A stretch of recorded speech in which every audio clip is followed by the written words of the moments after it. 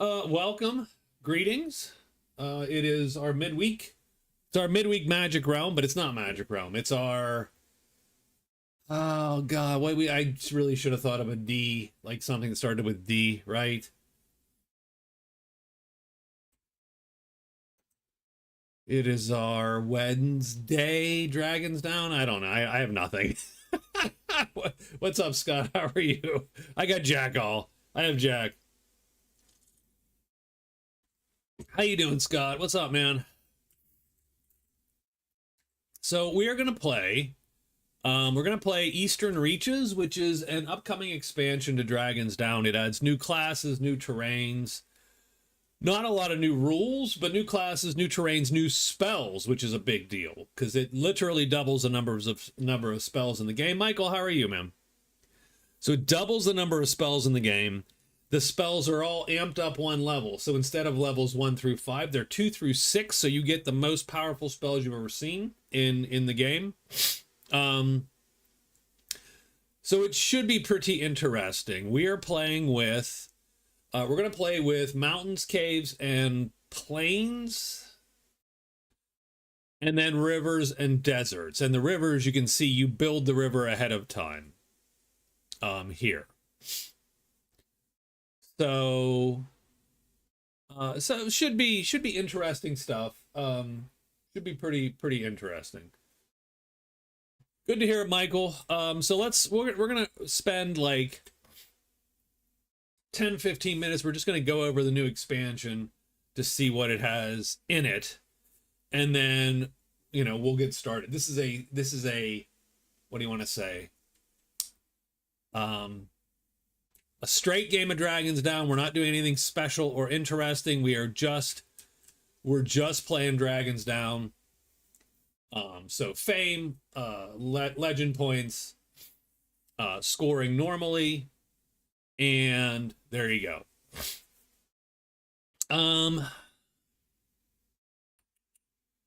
yeah, let's talk about the new expansion real quick. So the new expansion adds 2 terrain packs, the deserts and the rivers.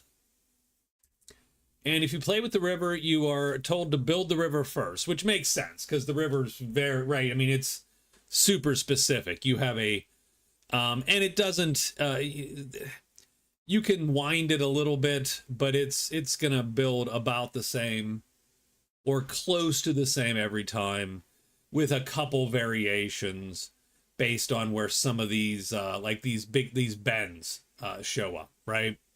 So we have the raging rapids here, the river, and you have the headwater and the port. And so you place the port down, you go up, and the headwater is the last river tile you place, but you will know how the river and the river tiles are put together before anything else on the board happens. And that includes if you're doing an exploration map, which we are tonight. We're doing a hybrid exploration map, and I'll tell you what that means. That's my own dumb mini creation, and we will tell you what that means in a minute. The deserts are played. So and so let's talk about the river still. So the river, you can only enter the river from one of these ports, as you can see here. So you only get certain spots into the river. So you can go from here to here or here to 4, either one. You can ferry on the river, and that means in one move you're allowed to move as far as you possibly can and get off at up to another port, I believe, and get off at that other port. So we will bring up the book here. So yeah, ferries, service passengers on the river between. My head is blocking you, so there you go. You can't read it. Ferry service passengers on the river between each dock. They will transport the hero for a small fee. You must be on a dock or a water clearing, right? Ferrying is a single move, and a ferry will transport the hero no further than the next dock or a monster. If there's a monster, it will stop at the monster. And you have to pay a gold every clearing you move. So you can move, but it only costs a single move action, but money. So that's sort of the interesting and different thing there, is that you can use the ferry to quickly traverse the river, but you're going to pay to do so. Sort of cool, sort of makes sense. I appreciate that as a new, right, a sort of a new thing. The desert does not have any like sexy movement rules per se. Let's nope, that is not okay. Okay, there we go. So what we're gonna do is I gotta set this camera here for a second. I am gonna make it like that maybe. Okay, so this is not a TTRPG. Hey, what's up, Fyrus? Fyrus Fear. I'm gonna have an NPC named Fyrus Fear at some point, if you don't mind. I just like, my last name is Fear. Anyway, welcome, man. So this is a game called Dragons Down. So on Wednesday, every Wednesday, we're gonna play a board game of some sort. So keep that in mind. This is Dragons Down. Dragons Down is a fantasy adventure board game. You play a character or in this case, I'm playing three-handed. So I'm playing 3 characters. They're theoretically in competition. And you can see the scoreboard that I put up top there, right? You move around, you hide, you hire folks or attack natives, you fight monsters, you get treasures, all to score fame and legend points, ultimately to have the most at the end of some time period. So it is not a TTRPG, it's more like a board game simulation of a TTRPG campaign. How's that? It is roughly inspired by a 1979 game called Magic Realm, which we play a lot on this channel, which has the same sort of vibe. This is a modern streamlining of that concept. Should be interesting if you have time to stick around. That'd be great. So the desert does not have any sexy movement rules or anything. It does have some placement rules. So these desert tiles, when you place them, you have to not only match the paths, which you always have to match, of course, but you have to match the edges. So this green edge has to match green, and then the desert has to match desert. It's a pretty good game, man. It's a pretty good game. If you like, I don't know if you like board games at all. If you like sort of board games like Runebound, or if you've ever played, well, there's a lot more. God, there's a lot of there's a few Gloomhaven, for instance, is one, or Descent or anything like. This game scratches a similar itch to those. But placement is important with these desert tiles. And then if you end your turn, you end your day on one of these red tiles, then you have to wound a cube because of the heat, right? Obviously, there's different monsters that we're going to see. We're going to see sea serpents, pirates, giant scorpions, etc.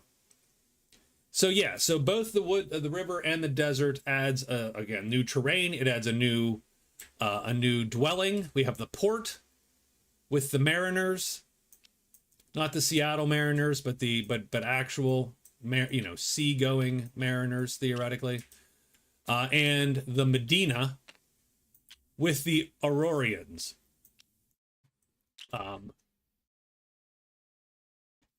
Desert people, I would assume. That's so that's what we've got. We've also have new treasures and new spells, as I've said.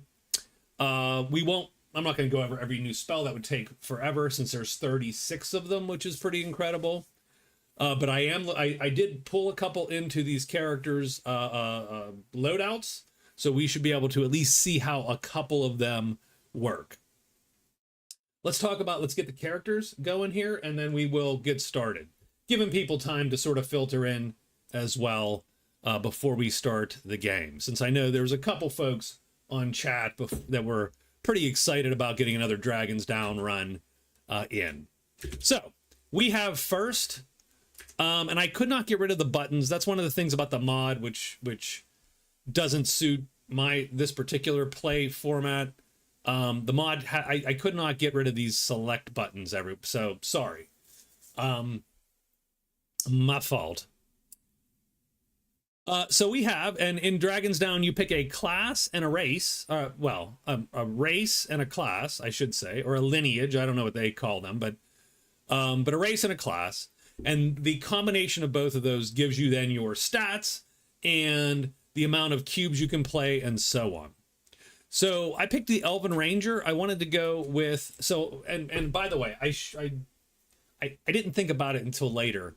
I really should have picked the new classes that Eastern Reaches has, but I rolled randomly. I said, oh my God, there's 36 classes. Let me roll the damn dice. And so I rolled the dice and I got Ranger, Sorcerer, and Assassin. And I picked the race that I thought, well, that might be fun to try out. So, so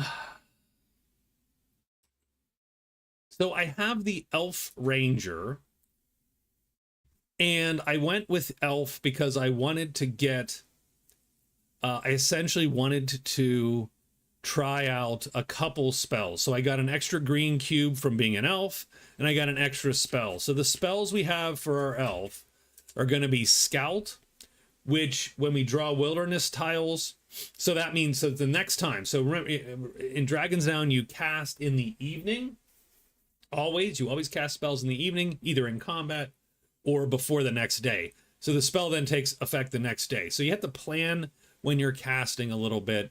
But when we go to a new tile, we're going to have the ability to redraw a wilderness token, which is going to hopefully lead us to more treasure sites by being able to redraw a wilderness token.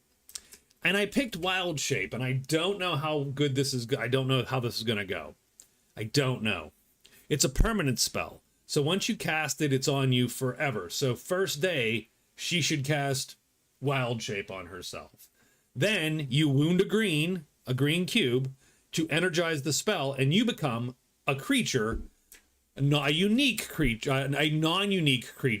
So none of the Sight Guardians is what I'm saying. So nothing like, the super powerful undead, but you could make yourself a sea serpent, or make yourself a banshee, or make yourself a storm drake, or anything that could appear in the tile that you are in. Now, that's going to, unfortunately, I'm realizing this now, it's going to take a little bit of mental overhead, since we're going to continuously be thinking, should I be wild-shaped right now, or should I not be wild-shaped? So we're just going to have to live with that. We took the armor and the short sword. There is a really good spell in the new greens, which I was thinking of taking, and then taking the bow, because each of these classes has a different gear loadout. I was thinking of taking the bow and taking, there's like some kind of, I don't know, I forget what the spell's called. It's up there somewhere. Bitchin' Wind. No, that's not it. Good Wind, Favorable Wind, which allows you to reroll any number of dice on a ranged attack roll. Ooh, that sounded good, but I said, no, let's go with Wild Shape instead, and we'll just see how Wild Shape goes. But I bet you could make, I would switch her to something like a half elf to get the extra attack speed instead of the foot speed there. So it would be right. And then I would take the Good Wind, and I bet you the Ranger, who I always bitched was a terrible ambush archer compared to the Archer, would be pretty darn good. That's our Ranger. She has $6. She has a short sword, some leather, a buckler, and a sling if she needs it. Done. Next we have the Sorcerer, and I picked the Gnome Sorcerer. I don't know why. I'll tell you why, actually. Because the Sorcerer has the ability that if you cast with a single color, which is what we ultimately picked, is just purple. If you only cast with purple, go Ranger, go. Then you get a +1 attack speed. So the Gnome Sorceress, coming out of ambush, could have theoretically a 3 attack speed, +1, a 4 attack speed on, say, a Lightning Bolt or a Gale Blast, would get you out of most fights, or win most fights. I believe that card is in error. It contradicts the book, so we'll have to remember that we don't think that's correct. What we took Fly, because Fly is frankly just overpowered, I think, a little bit, but that's great. It should be a little overpowered, some of these spells. During a move action, you may choose to fly instead of normal movement. What that means is you can move tile to tile to tile instead of clearing to clearing to clearing, right? Instead of going from here to here to here, you can just go bam, 2, 3, and move mostly across the board in a day.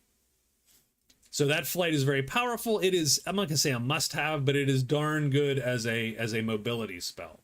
Then I picked 2 of the new spells to see how this goes. Michael, what's up? I like the artwork in this game. Less important aspect, but great for the immersion. I have one bitch about the artwork. And it has nothing to do with really how it looks per se. It's that when I play this on the table at home, I don't like the character icons because they don't, they're too dark. Everything's dark, and not enough contrast. And so with old eyes at a table across the way, sometimes seeing what's what and where your guy is a pain in the ass. I sort of wish they would have gone with almost style like this. I sort of wish they'd have gone with like black and white or simple colors instead of all the swirlies and stuff. Having said that, that's my gripe. It's just it's an old eyes usability thing. But otherwise, I agree with you. The artworks is decent, very decent, very old eyes. See, that's my one gripe is when we play it at the table, it's hard to see sometimes. And it's mostly just the character tokens, icons. So we took Gale Blast and Lightning. So we took 2 new spells, 2 new attacks. And the Sorcerer is very battle wizard, right? So in this game. So Gale Blast is our get out of jail card, I think. Caster may move the target to an adjacent clearing. And the target receives a wound. So if I can hit you first, and I can't beat you I can't beat you. If I go, well, I don't know that I can beat you right away. I can move you away, do a wound to you, and fight you later, is my theory. And so that's why I picked Gale Blast. Now, she only has 2 cubes right now, and so that is going to be a little bit of a problem, because obviously these all spells have to wound. But if she enchants a tile, she's going to be able to neglect the wounding and be pretty darn powerful. Then we took Lightning, and Lightning can keep in mind, Lightning it takes 3 cubes, which we don't have. We don't have 3 magic cubes. A, if we get one, perfect. B, we can enchant, and enchanting is going to be able to fill in the cube, 1 cube for us. And we'll show you. This is not what the book says. So there it is. So here we'll move that up. Instantaneous wound 1 purple cube. That's that first space. I'm pointing like you can see what I'm pointing at. The target's attacked by a ranged attack with a base attack of 1 plus 2 sharpness. So that's 3 damage. Can kill many things. If you're armored, you take a damage away. If a mountain or water clearing, the spell does slightly more damage. The effects of all ranged damage rolls are doubled. So you have to roll these missile dice, and you're hoping for pluses. But you take the worst one. So in this case, it would be -2, which would be -4.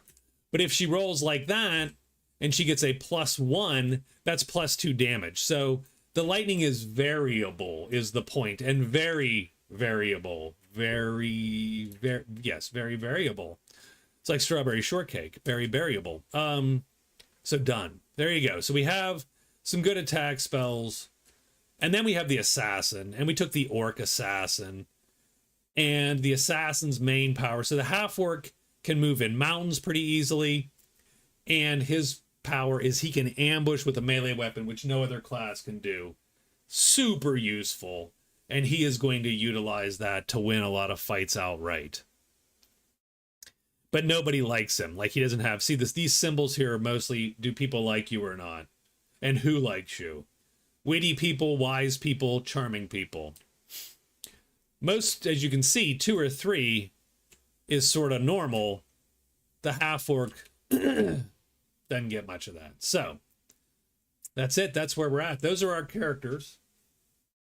And we're going to play standard dragons down. The one thing I did vary was, because I play 3-handed, everyone should be starting at the port. But what I do is, I put tiles down until I get 3 dwellings. And then we roll off to determine who gets to what dwelling. And in this case, the ranger won, and she picked the dwelling with the scholar and the astrologer. The sorcerer picked the dwelling that has the crone, and the half-orc was left with the dwelling that has no merchants. There you go, because he lost the roll. That's it, and we are mostly ready to start.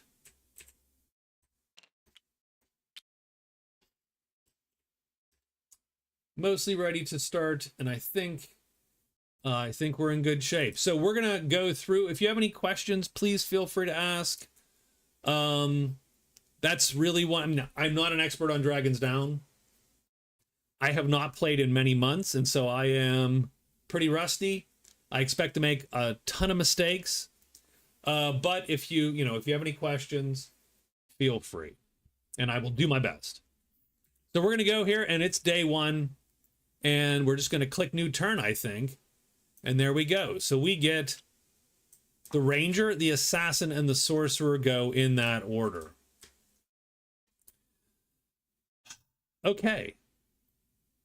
At the end of the day, I know I'm going to want to cast Wild Shape, so that is true. I do not really have an exploration open to me. I do think I'm going to at least look at the scholar's goods, maybe, or the astrologer. So let's see. Are these set up? I don't know that these are set up. No, none of these have been sort of set up. So let's... The one thing I will say about the mod is it's very nice in that you can just press that and it will set the treasure decks up for you and so on. So let's look at what the scholar has to sell. So we're going to do, we only have $6, so really she can't buy much. But she is going to look. So we are going to take a quick look. I'm going to flip it and I will spread it. So she has Bat Hawker, kill bats. Black follower possess an epic treasure that is a weapon. Enter a clearing on all 5 woods tiles. So these are rough in these. So this map is not small. The forest. So she has 1 next to her. So that's nice. But man, I do not know if she's going to be able, if that seems like a reasonable thing for her to try to do. And then Jailbreaker. At the keep, while no knights are present, perform a successful search action. That means you probably have to kill the knights, by the way. Keep that in mind. I do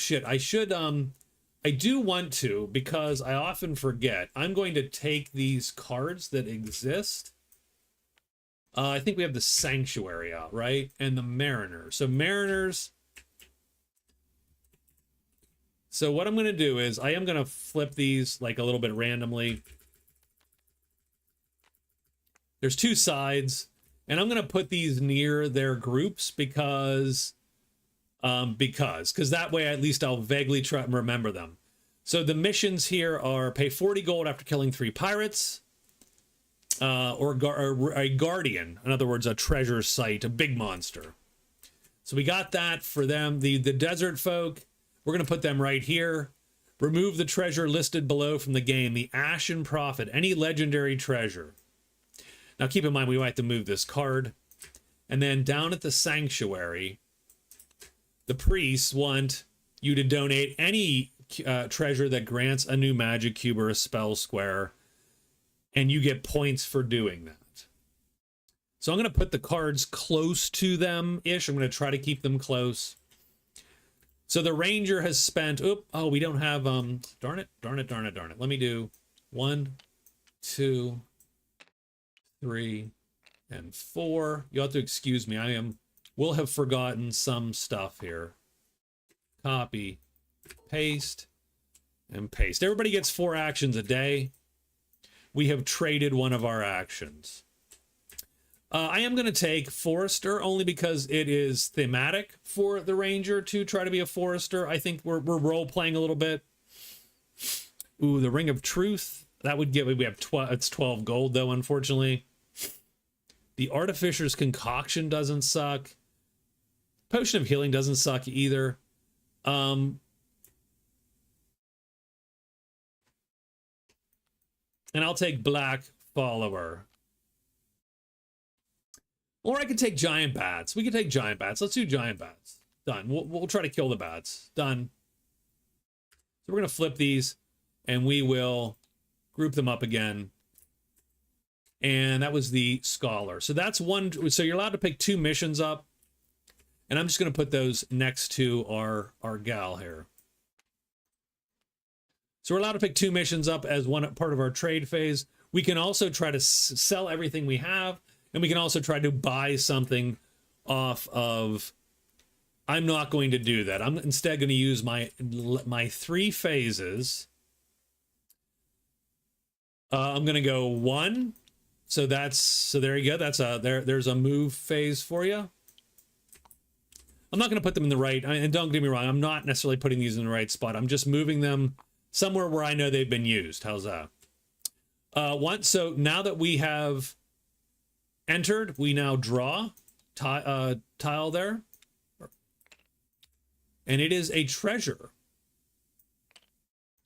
So we are wandering, we find maybe a dead adventurer or something, and we find a treasure. And it's the first treasure, and it is the shadow cloak. So the first thing to note is that because it is epic, if we show it to the other players, which we're going to by default, we get a legend point and 5 fame. And there you go.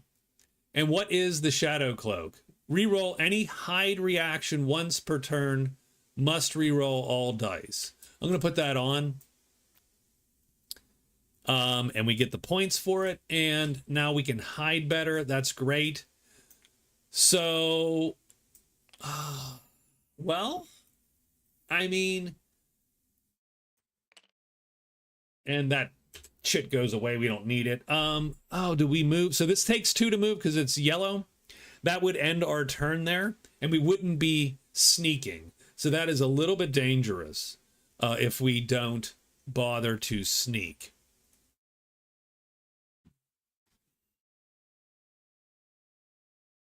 But it does get us closer to being able to move into here.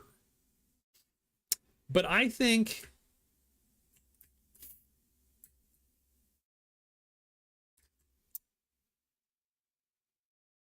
I do think I'm going to sneak, and I do think then I'm going to alert, and that's my day. So that's the ranger. The assassin goes. The assassin does not have any goofy, weird selling and buying to do. That's for wimps, says the assassin. The assassin is going to move, and since we're playing the explore game, we're going to explore. So we're going to explore here. So that costs us 1 move action. So we take that action and put it away there, and then we draw one of these tiles. Hey, what's up, Christian? How are you? So we have the tiles. We draw one. Oh my, okay, that is quite the tile there. It is the Cursed Canyon. So remember, because it's desert, we have to match the tile sides as well as the paths. That is not going to go anywhere, I don't think, because I think that's a 6. 1, 2, 3, 4. Yeah, that has all 6 sides. We need a blank side. So that goes into the failed exploration bucket. Where is that? I mean, I can just... Nope, that is not that. I'm just going to put that here. How's that? Oh, because I did manual map. So so I'm just going to put that there, and we'll make a pile. How are you, Christian? How you doing? So that is 1 move, and nothing happened. We're going to do a second phase. I'm going to explore again. And we get the Tri-Peaks. That is one of the crappiest sororities I've ever... the Tri-Peaks, come on. So there we go. So we're going to put it like that. I'm doing okay, man. It's Wednesday, so we're almost getting to... I'm excited for Friday. Scott and I are going to do a Runebearer Bostonia gaming talk, and so I'm sort of excited about that. There might be whiskey involved. I don't know. And tonight we're playing Dragons Down, so I'm good. So that is our second phase. We do get to move in there, but since we're moving into a red, we have to spend an extra. Friday, and there will be whiskey involved. Scott has confirmed. So we do get to draw. Oh, I'm so glad. That's fun. That's good. We're gonna go as late as we can go, as long as we have something to talk about. So I think we'll be able to generate a couple hours at least. I think we have enough chat and memories between us. So he also finds a treasure. There's a lot of dead adventurers laying around here, aren't there?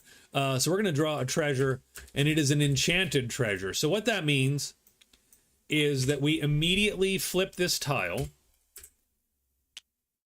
which may or may not change the paths.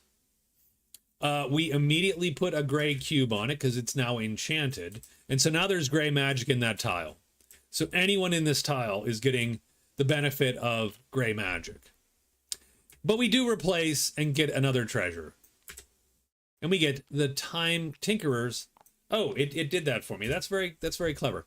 The Tinkerer's Timepiece. I have no idea what that does.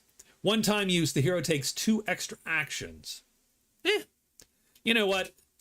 That does not entirely suck. We're going to put that in our tools here to use when we need it.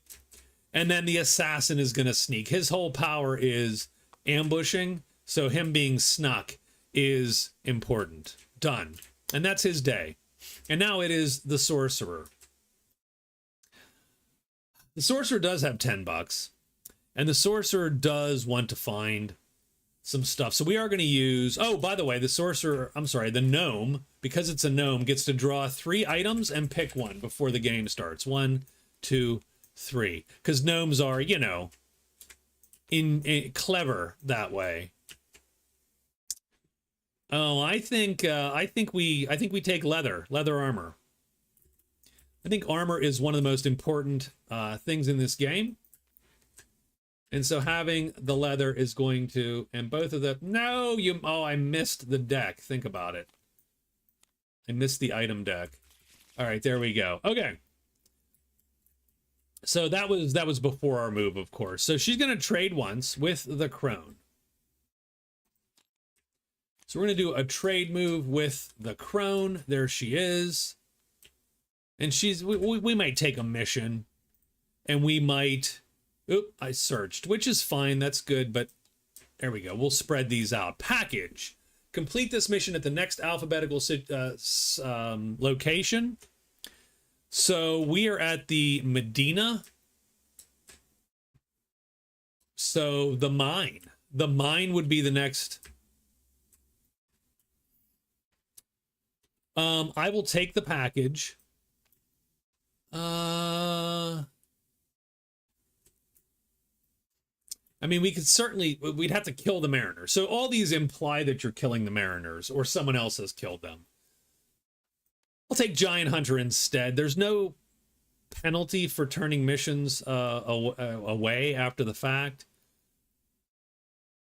Katam of the Quick. In deserts, I bet you that means in deserts you get an extra +1 maneuver speed. That doesn't suck, by the way. The Bard's Bazooki is a bonus to all of your charisma stats. And the Gahutra of the Scorpion. The hero does not receive a wound at the end of your action phase when in a desert clearing. So in other words, okay, got it. That doesn't suck either, by the way.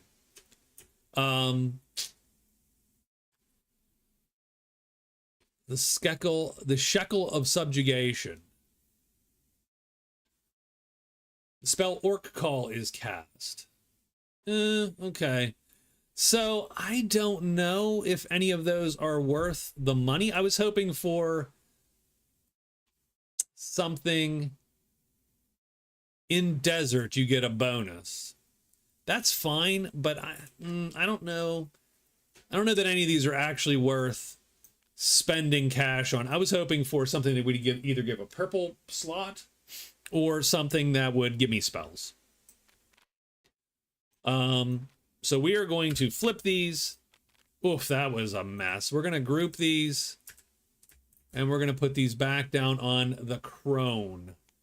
By the way, you do refill the missions every time. So since we took 2 from the scholar, we need to get 2 missions.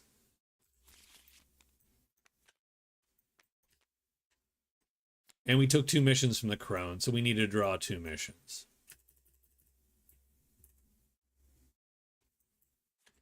So we take the sorcerer will take a couple missions. So we have a package and now we're trying to find the mine. So that's okay.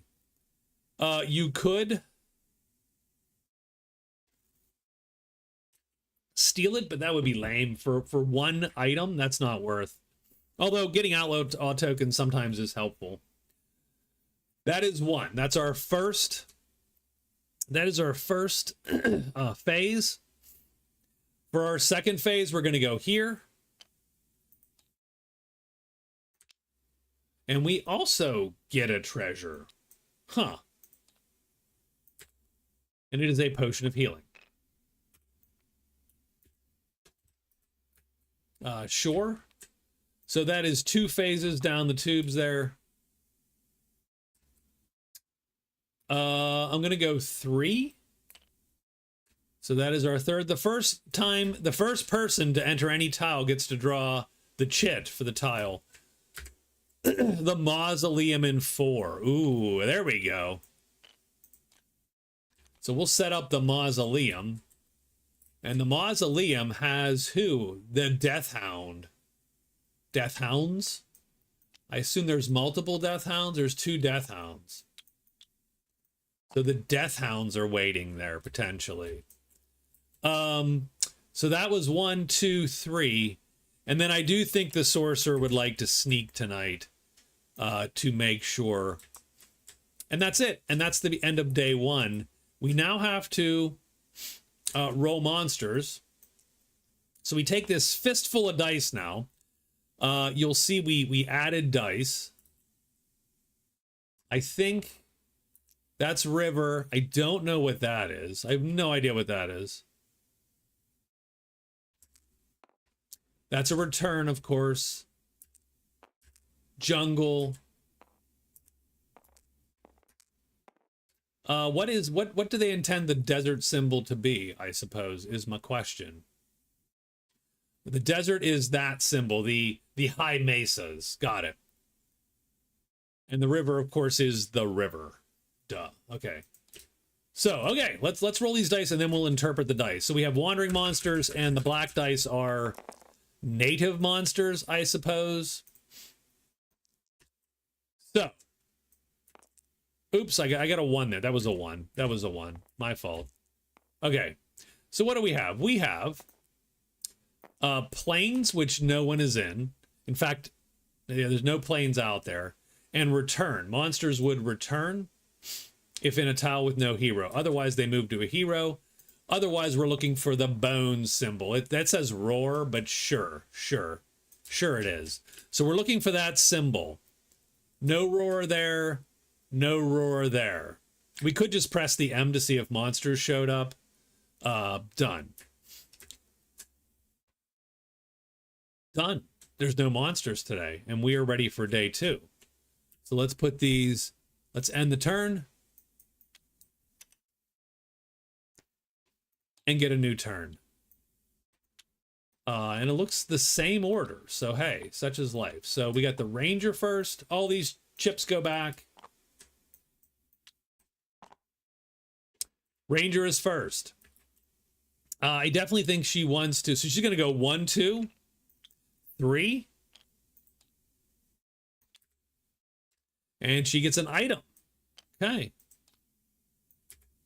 And she finds the longbow. That's intriguing. That is intriguing. It's not quite where I want to be with this character yet, but it is something to think about. So that was 1, 2, 3. That's her 3rd move. And I think for her 4th move, we're back to sneaking, even though she does get this hide bonus, and we'll talk about that when it comes up. The assassin. It's very useful to just open up as many tiles as you can, because you want to be the one to find things before anybody else. I'm going to go 1, 2, 3. No. No. You know what I'm going to do instead? I'm going to go 1, 2, and then we're going to open something up in this direction.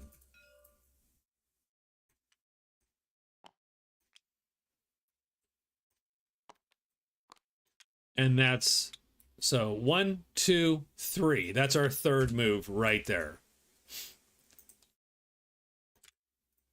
And we have a site. What site? The chamber in 1. Okay. So we'll put the site down. There it is. We set it up. That is our third move. The assassin is going to sneak. I don't do a very good job of the cubes because I do, you know, because I'm moving my guys up here. So we're going to go and we're going to sneak up here and we're going to hopefully find a way to get to that chamber maybe. And finally, the sorcerer.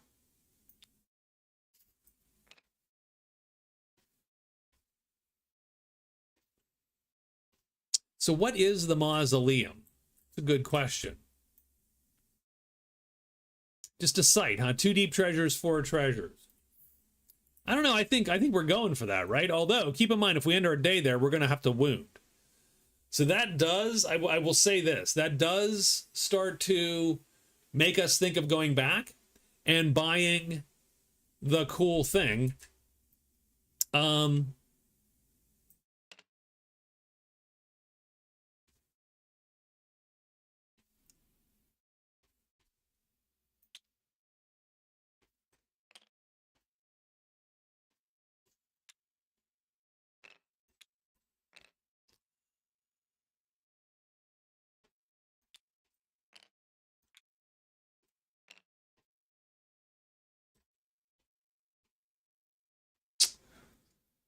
We have $10. I'm gonna go 1, 2. So I am gonna do two moves, right? So we get 2 moves, we burn 2. We're gonna trade for our third move. We are gonna trade for our third move. And for our third move, we're trading with the crone again. We know that's there, the Gahutra of the scorpion, and it will allow us to not wound on desert. But remember, to trade, we need to roll the haggle dice, and the crone is, what does the crone like? She likes wit. How witty are we? We're not that witty. So this currently costs $12, 3 times 4. We need to take the haggle dice. We need to roll a 2 or less to get her down. Take the worst die, of course, and we roll a 3, so we fail. So that is our third, but we did not get a door. We didn't get the worst failure, which means we can still trade, and we're going to do one more time. $12, $8, and if we want, we can roll again. I'm not going to press my luck. I'm just going to spend the $8. She now has 2. I can't keep track of it up there. And she now has a face covering to survive the desert. Done. And the sorcerer is done. And that is the day. And we can roll again. And the days can go pretty quick if you have people that know what they're doing. And, you know, they're not shopping all day. That's always the killer if you're shopping the whole time. So what we get is we get river. Here, let's drag these up. So we're going to get two sets of monsters appear. So the first is sea serpents. One of them is going to appear in clearing 2. So the white dice are the wandering monsters, and we're playing with the optional rule that the wandering monsters do not necessarily appear on the hero. The base rule says that the monsters attack the hero immediately. This is a slightly more generous rule for our heroes. We're going to get 1 sea serpent.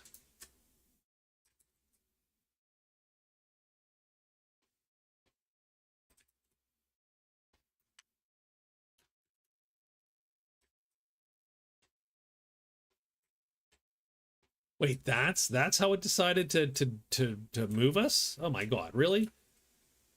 Or did we not set the camera up? We probably didn't set the camera up, did we? Um this is a long map, by the way. The river makes the map long. That is something to keep that's something to keep in your head if you're buying this for a real table. One thing I have learned is that Dragon's Down is a big game. It does eat table space quickly. The river is going to make you eat table space pretty quick. So something to think about. So we have a sea serpent. The sea serpent appears in 2. The ranger is currently safe. But we also get 1 dragon down here, and that is going to appear. The black dice do appear directly on the character. And so that is going to be an adult dragon on the assassin.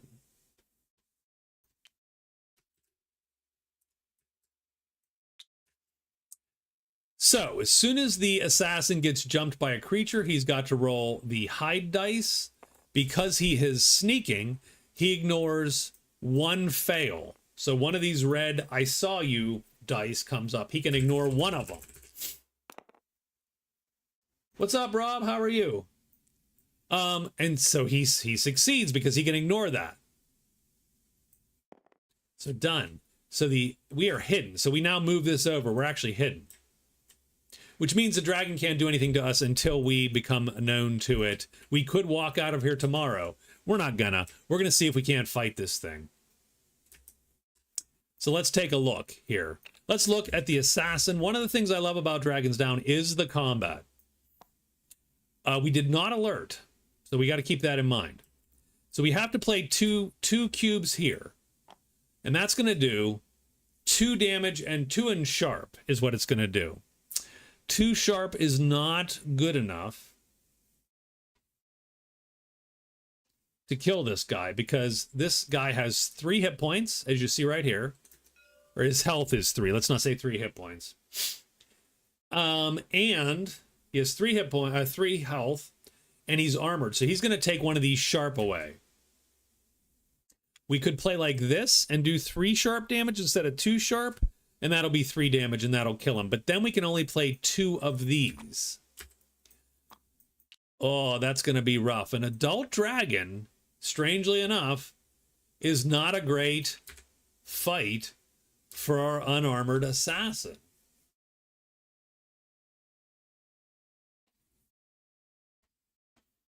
It's a little too tough, right? That sword doesn't quite get through on the first stroke. If we had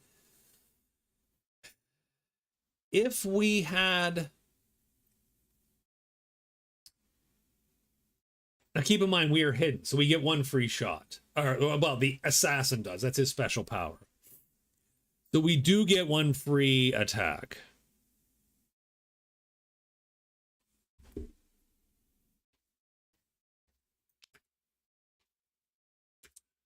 And on round 1, we are playing with weapon length rules. On round 1, the weapon length determine who goes first. But on round 1, we're also hidden. So again, it doesn't matter.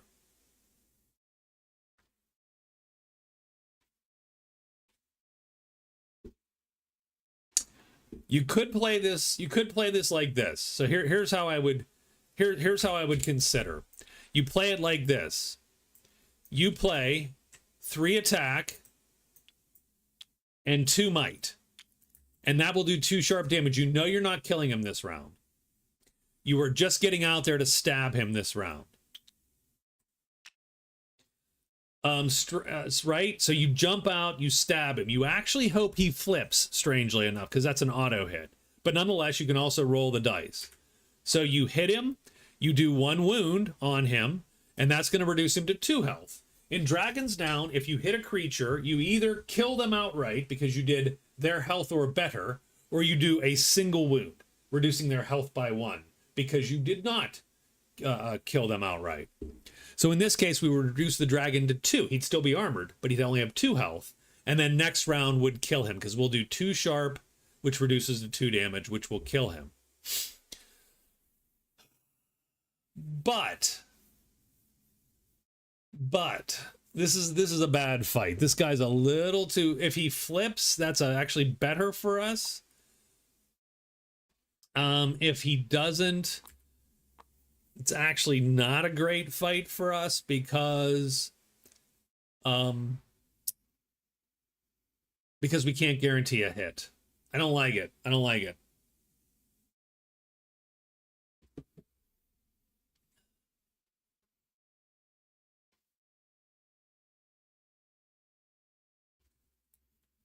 And since I don't have armor, if I had armor, but I did not take the loadout with armor. I took the loadout with the bigger sword, which might have been a mistake. I think that probably might have been a mistake. We're just gonna let this guy go for now.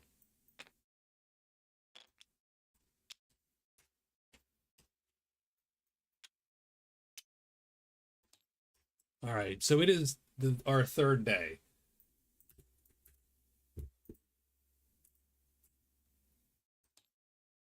And the assassin will go first. The assassin is going to move to get out of here.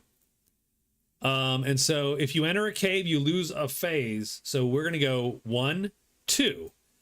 And that is our second of 3 phases. So 1 phase is gone. And we have used 2 phases. I am going to play this right now, so I get 2 extra phases.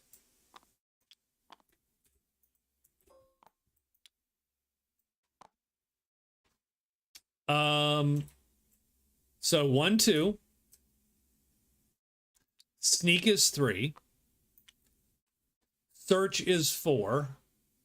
Where's my search? So we're going to search and hope to get lucky and find the chamber. So we're going to roll the search dice. That's 1. And we're going to search again. And when you search, as long as it's the same day, you don't lose the die that succeeded. And so we have found the chamber. Done. We don't get to touch the chamber this round, but we do get the chamber. And I'm going to copy this token and put it down here to note that I've found it. And because I have found it, and I'm the first to have found it, the assassin is going to get his 5 and 1. And so their total points are there. The reason why I do a total points is because every 10 fame turns into a legend point. And so the real score is like 1.5 to 1.5, sort of. Keeping in mind, if you die, you lose all your fame, but you don't lose your legend. Or you lose half your fame or something. I had to go read. It's been a long time since I played. So we are done. And we have snuck. I'm going to delete one of these cubes because it's neither here nor there. But that was good. That was useful to find this. It gives you points, and we're going to be able to loot it tomorrow. And I like being snuck because... So I can go 1, 2, 3 and just get to the mausoleum.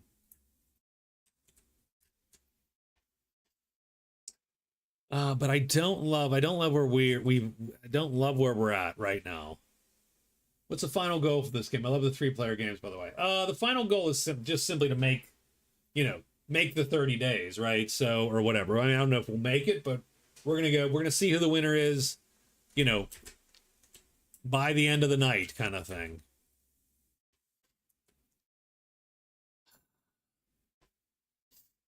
So I can go 1, 2, 3. And then I suppose we are going to sneak. So we're going to be careful. I'm going to play it carefully as best I can. And that leaves us with the Ranger. The Ranger at the end of the day, so the end of yesterday, since she is going to cast Wild Shape. So I'm going to put Wild Shape up here to note that it has been cast. So it's permanent. And whenever it's energized with a green cube, we are going to be able to turn into whatever creature is here.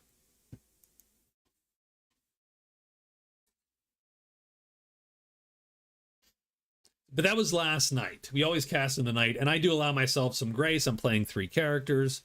So I do occasionally retcon and go, oh yeah, I would have done that if I was playing this character. We have to wound a green cube, which means we really need to rest a bit to get that cube back.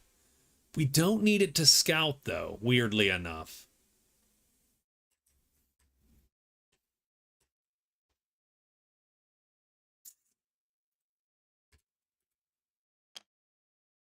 I think maybe...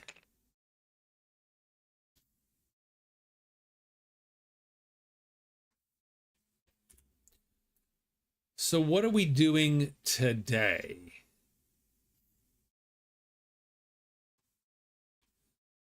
So...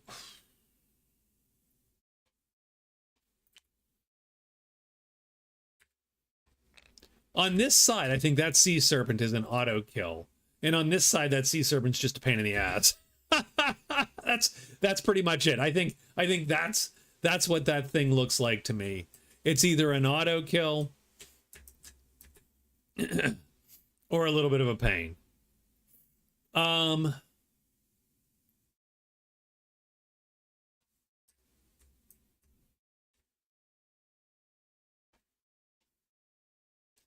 her missions are to go to the woods. So we should mark, I'm going to mark where she's been, right? Because when she gets 5 of these, she does sort of get something. So she needs to get woods up and running. So I'm going to move. So let's do a ferry move. You can go off the docks for one move. So this is one phase for her. And go 1, 2, 3, and that costs $3. And then go there,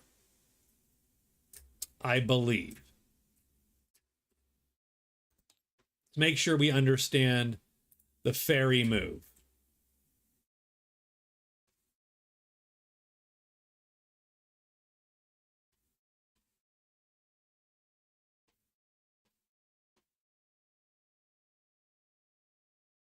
Yeah, so that was all. Oops.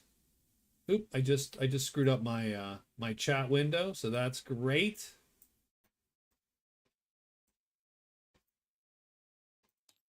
So yeah, so that costs a single move.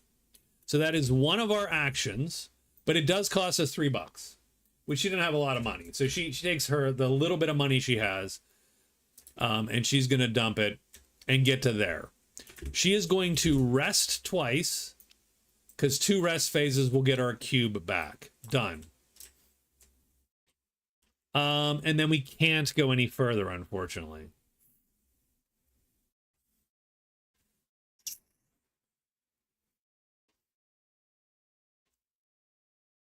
It's a little bit of a waste, I think, but... And then at the end of the night, we're going to cast Scout. So I'm going to put that cube there to remind me that I have it. Because I want to be able to redraw when I enter here. I need to use that Scout all the time. So done. So I think that's the day. I think everybody has moved. Everybody's moved. Let's see what happens today. So, first thing is first, the desert's going to draw. The carrion is going to draw. And monsters that are not in tiles with heroes are going to go back home. So let's take a look. First, the desert draws. That means 3 giant scorpions appear in clearing 5.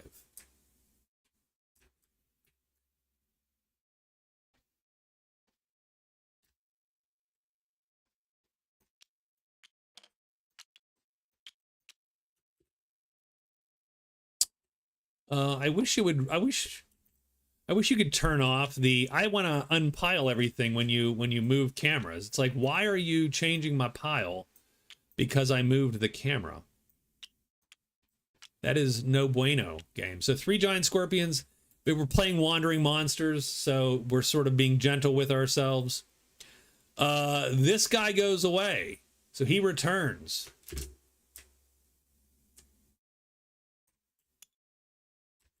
Because no one was there. And otherwise, we need now carrion to draw. And we're looking mostly down here. But that is nothing. Now, this guy stays because he's in a tile with a hero. Now, he moves. because this moves everything to the hero space if done. So if there's already out, they will move. So the adult dragon has caught his scent, and he is coming for him. Otherwise, that is it, and we are done. We must immediately roll our hide dice. Since our assassin is sneaking, he gets 1 grace, and he does indeed. You can ignore that one. So we are clear. So he is hidden now. No one else needs to care. So the assassin is back to where he was. He's back to, ugh, I need to either kill this thing or not. And this is a shitty,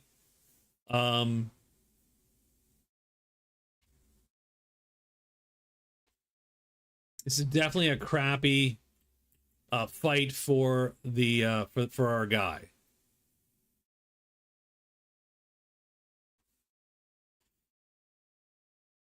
So I don't know. How are you, Rob? How you doing? So I don't know what we're going to do, but that is a tomorrow problem, right? That's not a today problem. That's a tomorrow problem. So it's day 4.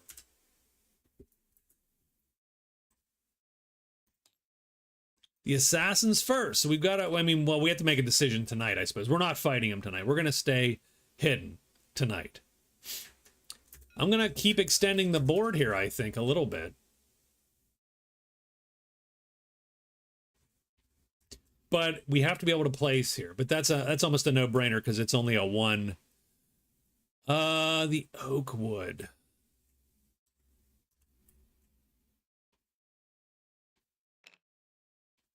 Beer 30 is slowly approaching. Oh, I hear you, man. Okay. So we are going to move. That's 1. And we're allowed to do that. As long as we don't end a turn there, a phase there, we're in good shape.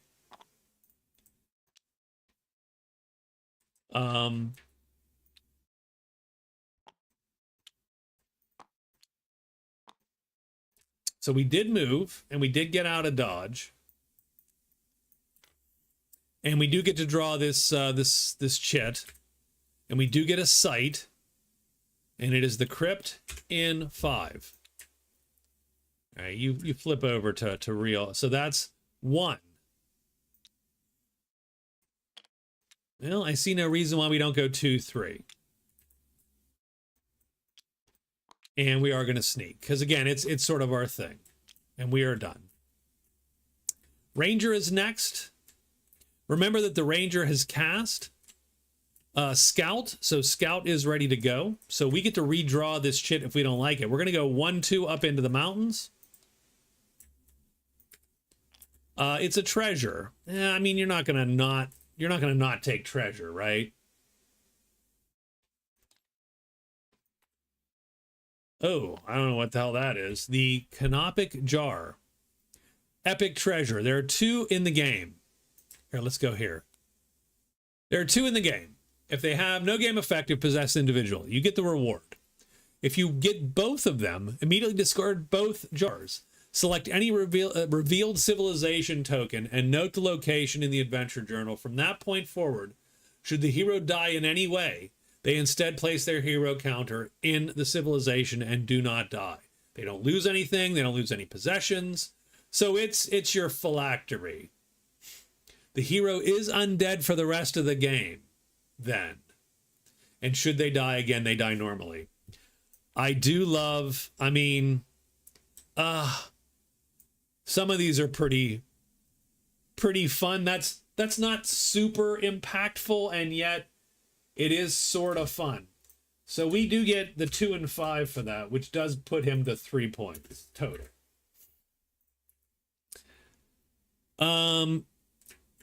Unfortunately, since we didn't do that, the next time we draw a token, so that burns. That is 2 of our moves. We're going to go 3 to here. And then we're going to use our hide ability. We're not going to use it. We're just going to rely on it because we're going to use our 4th and we're going to explore and move into here. So we're not going to sneak is my point.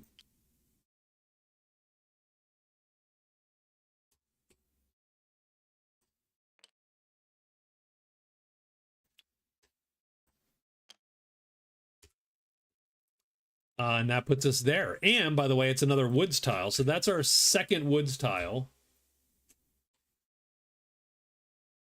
I mean, I'm doing well. I'm excited about Friday. I don't know if anybody else is, but I think Scott's excited too. I think any chance we have to get out 1,000 gaming stories in one drunken revelry, I think is going to be fun.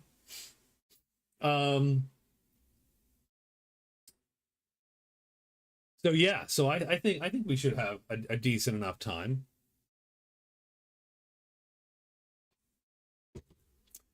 So that ends the Ranger's move, and then the Sorcerer now. So the Sorcerer is trying to loot the hell out of this place.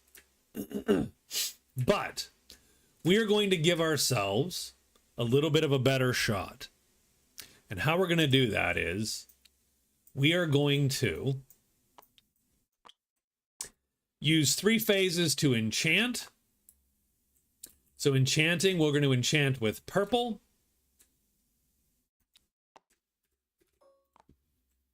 So what we do is, first thing, we flip this tile. It just changes the passages. We then put a purple on it.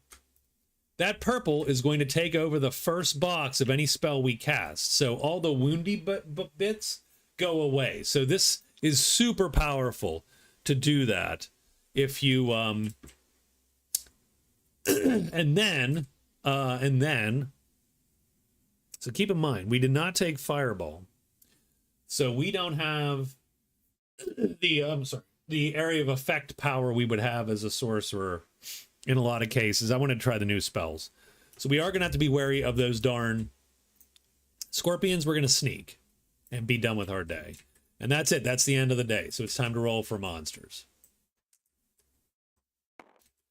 So yeah, so if you can make it Friday, please do. I think it'll be a decent time. So forests are going to draw. Monsters are going to return or move to their dudes. And everything in a site is going to draw. So this is going to be a mess for our heroes. Our heroes just got screwed. This adult dragon does go away. So we'll give it that much.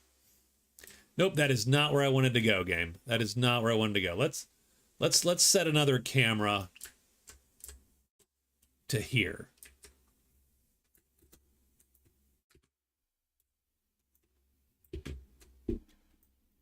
We'll put the adult dragon away. And we'll take a look at what else appears. The first thing that appears is the crypt is going to draw. Well, let's do the white dice first.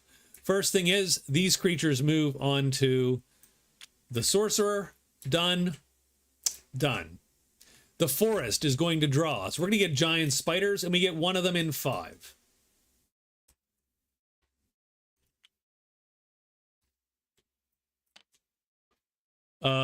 Fortunately, he's up there.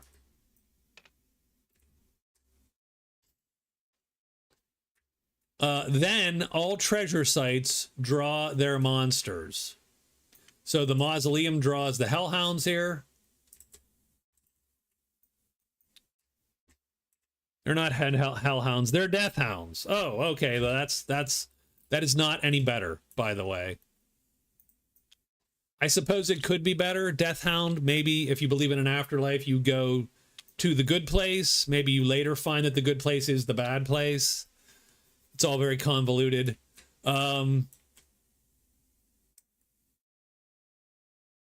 all very Jeremy Baramy. So yeah. And also the crypt. The crypt is going to draw. No. Okay, we set the crypt up here. Hold on. Let's set the crypt up. Boom. Press the button. And the crypt is the Lich. Yep. Oh, I don't like it. I don't like it, team.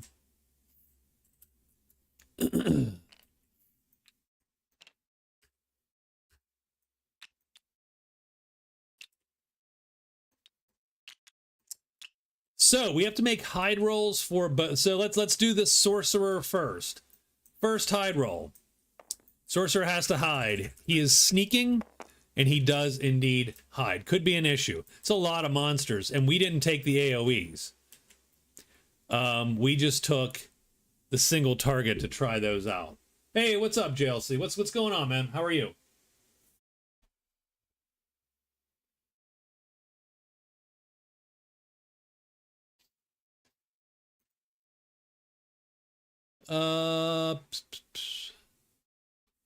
What's new, man?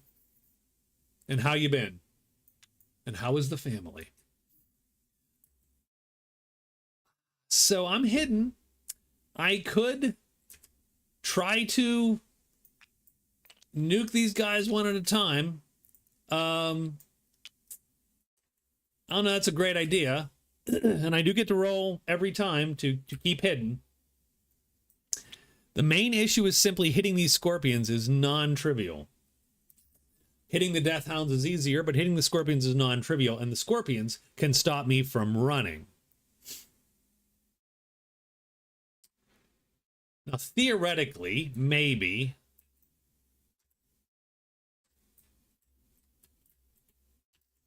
I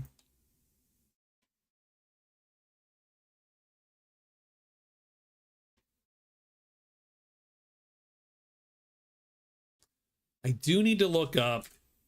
Nope, I can't do that in here. God damn it. Okay. Well, that is a little bit pointless. Some monsters have the ability to fly. Some effects give the characters the ability to fly. Flying has no specific impact during combat unless mentioned in a spell or game effect. There you go. So that sucks. I did think maybe you got the, hey, if you're flying, you can't be like you can fly away from monsters that do not fly, in which case casting flight would be the first move for this kind of combat, because then you could try to like hit the death hounds or something, or hit the scorpions. But since that doesn't exist in this, we are going to just sort of sit tight and relax and stay right where we're at, and probably have to find a different place to go, because this has become terrifying.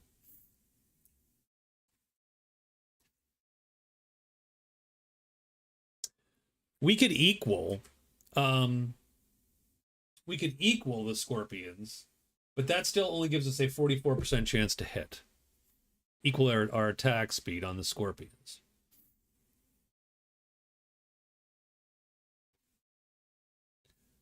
And we could cast lightning, we can cast gale blast, like we can cast whatever we need to cast on them, but you still might not hit them.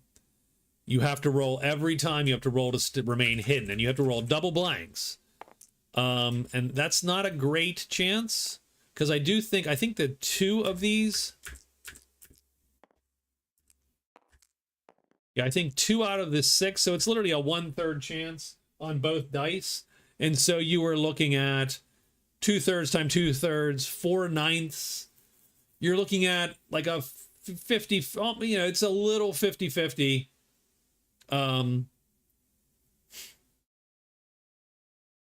You were looking at like a 44% chance to not get seen every time. So it's not great. I think we just sit on it for now. I think we play conservative early. We're not, you know, we're only 3 points behind. We can find another treasure location, I'm sure. So we're going to sit on this. The assassin has the lich. Oh, God.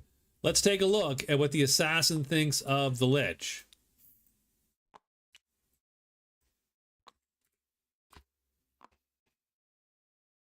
The problem, oh man, that lich. So we can come out swinging on this lich, and we cannot outright kill him though.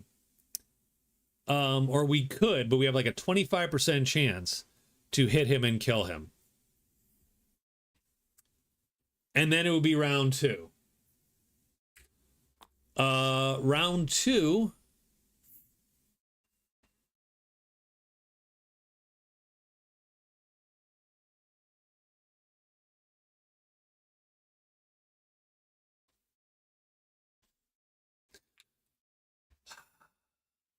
Yeah, I don't like any of these fights right now.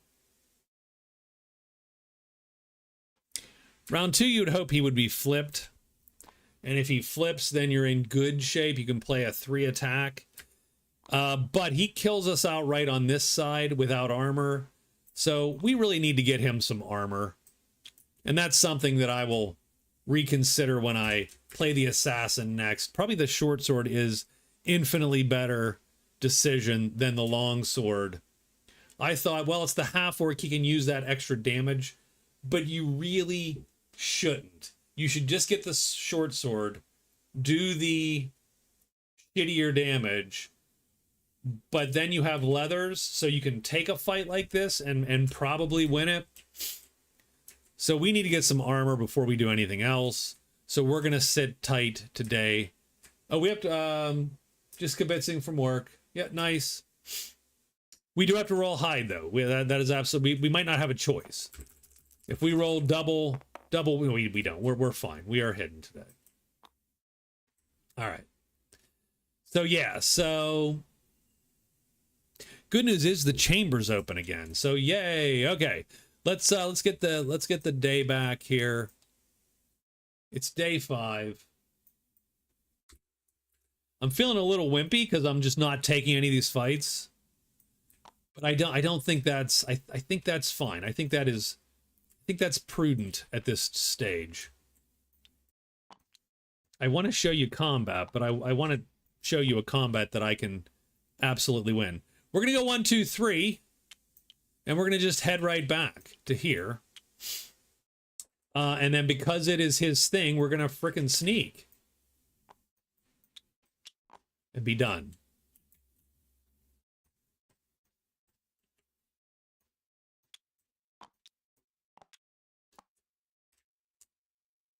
Ranger is next.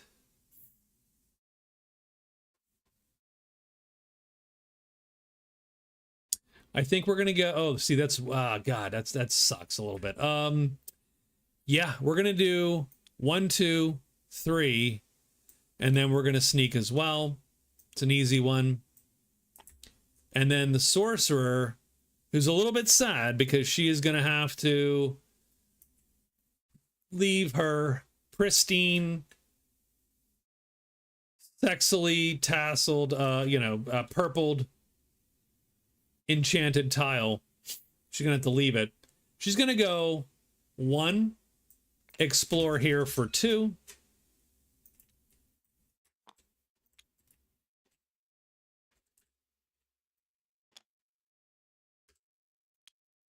So that's 2 for her, and she gets to draw this chit. It is the Dwarven Runes. Oh, let me mark her chits first before anything else, because yeah, so 2. She's used 2 so far. The Dwarven Runes, first thing, because she touched the runes at all, she gets the 1 in 5. So just because she found the ruin. Then we're going to draw 1 of every other thingy and put them here. So she gets a sight, a treasure, a gate, and a treasure. Holy shit. Okay, well, good for her. So treasure.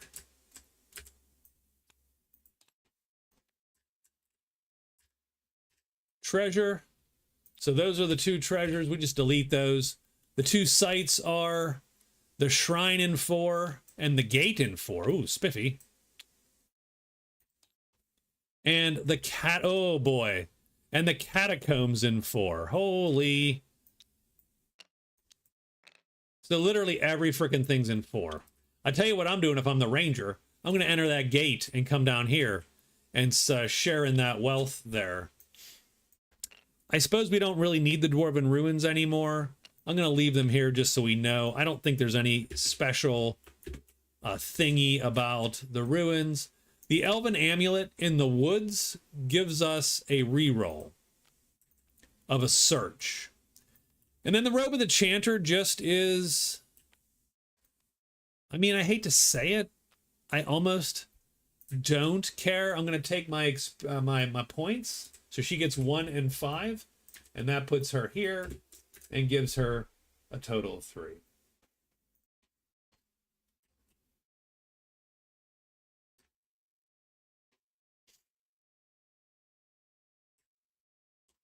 I don't think I'm putting that on. I think I'm wearing the armor, frankly.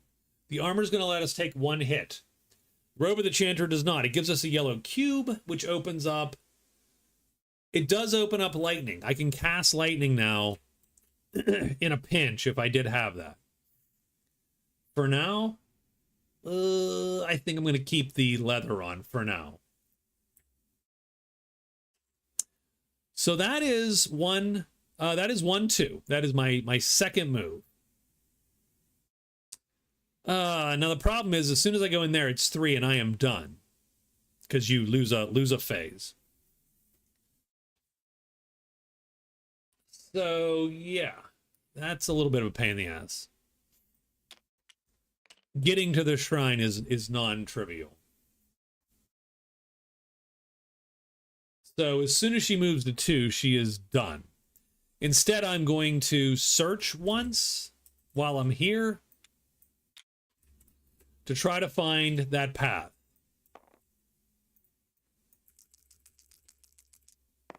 I do not find the path. Then I'm going to have to sneak because right now we're still in a position where we need to be a little bit careful about what we're doing. And that is the day.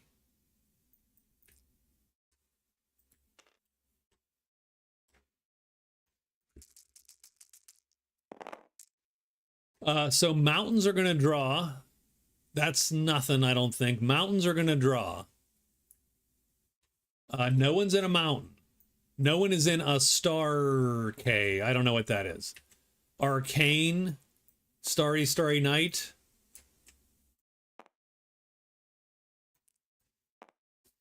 But Carrion does draw. Nope, that's humanoids. That is bone. I think it's roar, actually, and humanoids. So no monsters today at all.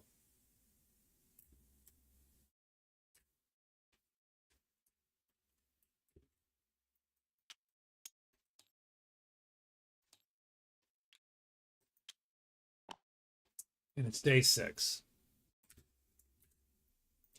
The assassin is first, and we lucked out. There's no monsters. We've already found the chamber.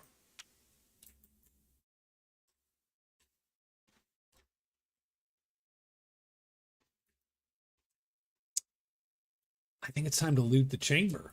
What's the chamber have?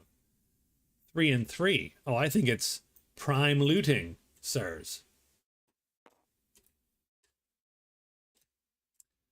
So the assassin here, and that's fine. I will sneak. I'll still sneak, but then I get up to 3 loots. So let's loot. 1, we get the 5th treasure. 2,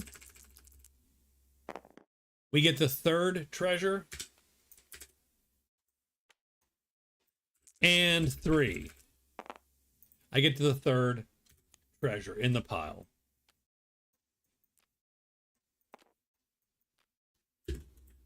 Let's take a look at this. The obsidian dagger. So I can either play a single, so it's a dagger, or I can rule undead. Wow. Well, that's interesting. What does rule undead look like? Rule undead. The caster controls the undead monster each combat round. If the monster's attack has not yet been resolved, the caster may choose to cancel or continue it. So I could pull the obsidian dagger and just cause that lich. Like, that lich is is mine. I mean, we are definitely going to... Hey, what's up, Nutmeg? How are you? We'll put the potion of energy up there. The coin of passage can go up there. It's a one-time use. You can move on the ferry without paying. Let's put that dagger out there. That is the assassin's turn. He is done. How are you, sir? It is now the sorcerer's turn.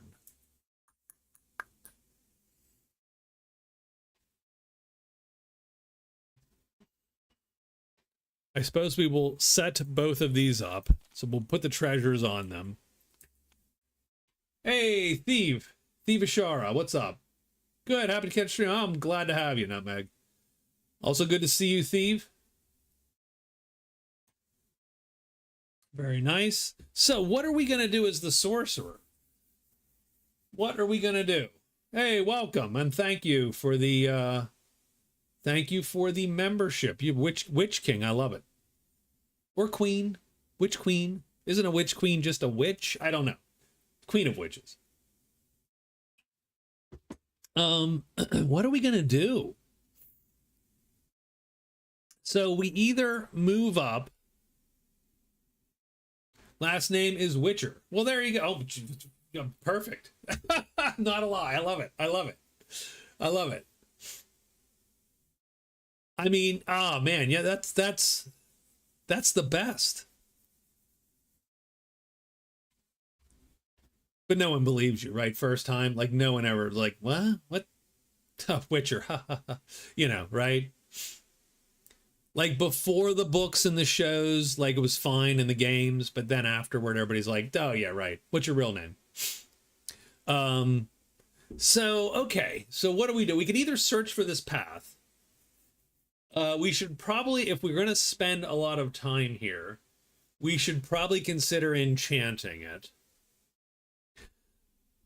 So I think you get those weirdos who go, what's up, witch? But then I make sure I'm not like, what's up? Yeah. Yeah. I had a last name that literally no one said correctly for the first 12 years of my life. So there you go. My last name is, well, man, I got all kinds of, you know, I got everything from just mispronunciations to, Magoo, Magoon, you know, like a thousand different pronunciations of the name. Some deliberate, some not. Yeah, whatever. It's like, yeah, well, dude, whatever. Do not care. I am going to, so what I'm going to do is I'm going to spend the 3 phases again today to enchant, because that is always good. If you're going to spend a lot of time in a tile and you are a wizard, enchant the damn tile. I've been okay, man. I've been okay. We're going to enchant and we're going to flip this bad boy. Oh, that does make it harder to traverse though, doesn't it? Whoa, that made it suck. Okay, well, okay, that's fine. It's fine. I'm perfectly fine. Very, very Middle Eastern. So Middle Eastern. Indeed. Indeed.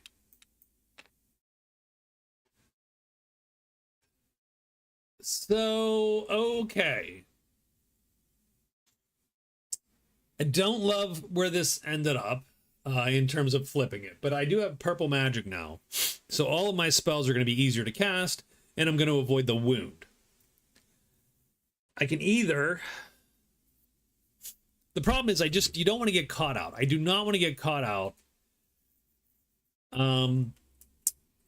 Giant bats, orcs, it depends on the orc. The orc archers will trap me. The giant bats will trap me. God forbid both of them show up.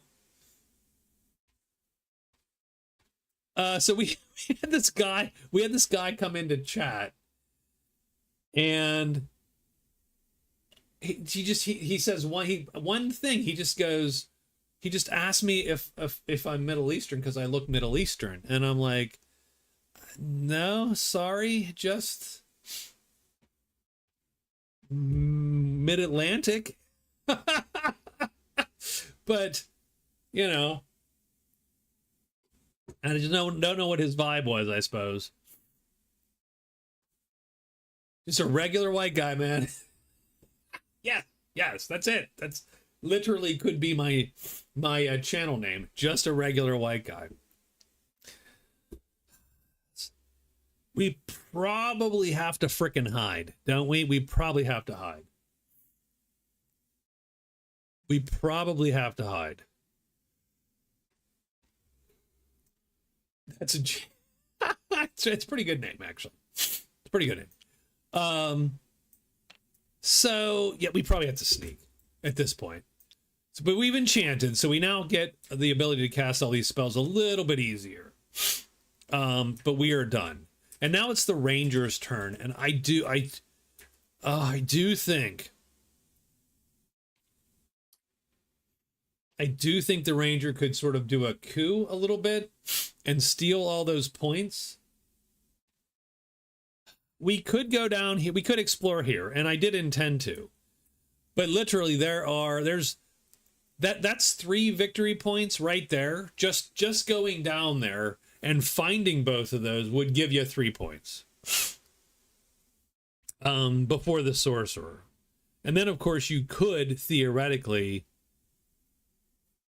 draw treasures, which is going to be a thing too. So you definitely would not mind that.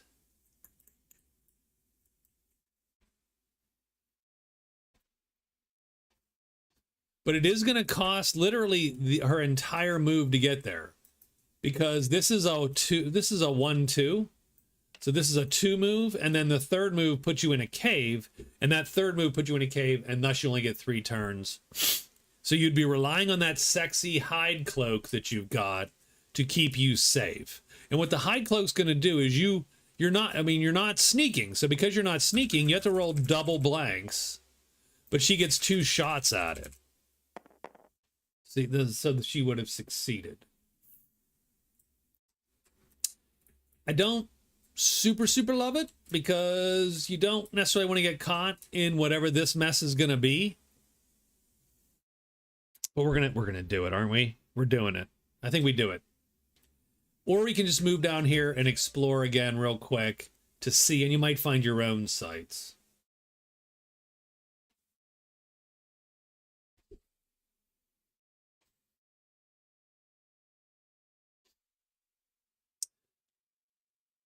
I always hate to put a bunch of characters in the same spot, because I feel but we're doing it. We're going to go 1-2 in the interest of playing the Ranger correctly.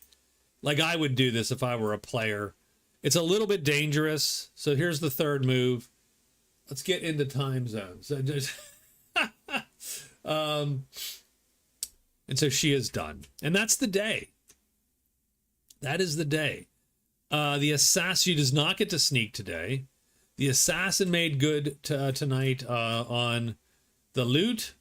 Wasn't great loot. The obsidian dagger is sort of intriguing. Let's roll. We're hoping for no treasure sites. It's a 1 in 6 chance. I hope then it popped up, by the way. So first thing is first, everything is going to move on to characters if it is there. Second thing is, everything goes away if there's no hero in the tile.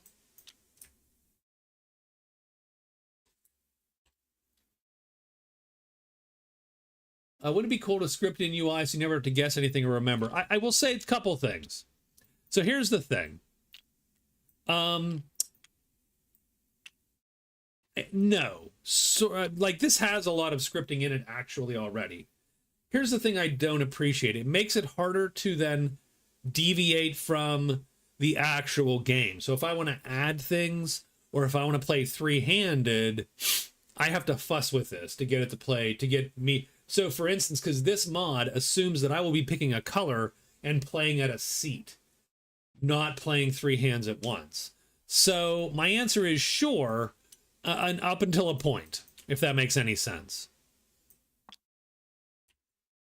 Oops, I accidentally dragged the mausoleum off too with these guys. So I get what you're saying. How about this? Generally, the answer is yes. Generally, if you're playing with your buds and you just want to play the game and so on, then yeah, the answer is absolutely true. The problem is simply just that, right? Just I'm playing 3-handed. If I want to add little bits and baubles to the game, like my own cards and shit, then it becomes harder because do these buttons get the cards that you have? Like, that's kind of stuff, right? Yeah, freedom is taken away. Right. It's like AI. It's doing shit for you. It's making decisions for you, and you are losing the power to make decisions. Done. But what happens to our heroes? Well, first thing is, now the chamber gets I think the Titan. Yeah, the Titan shows up. Titan's like, fee fi fo fum, bitches. Oh, I don't like that. I don't like it. I don't like it. Done. And then we get these two, the catacombs and the shrine. So let's go take a look at the catacombs and the shrine. The shrine is the wraith, and the catacombs is the demon, the death knight.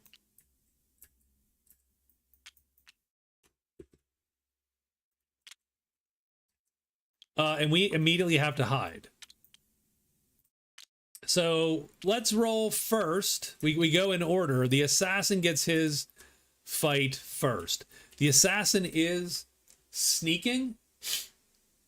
Yeah, absolutely. Like a UI that does stuff for you, but then you can turn it off, for instance, would be perfect.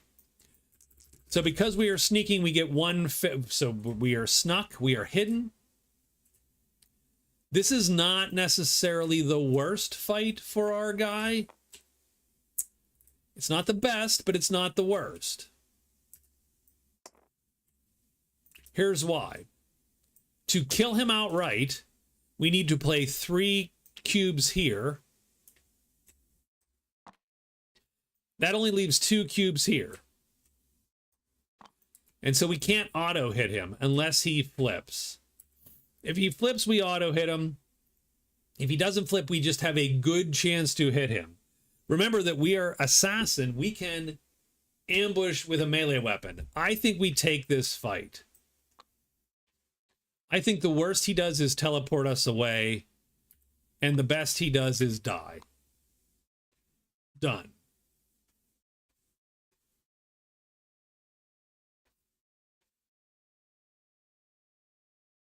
Now I'll tell you what we could do.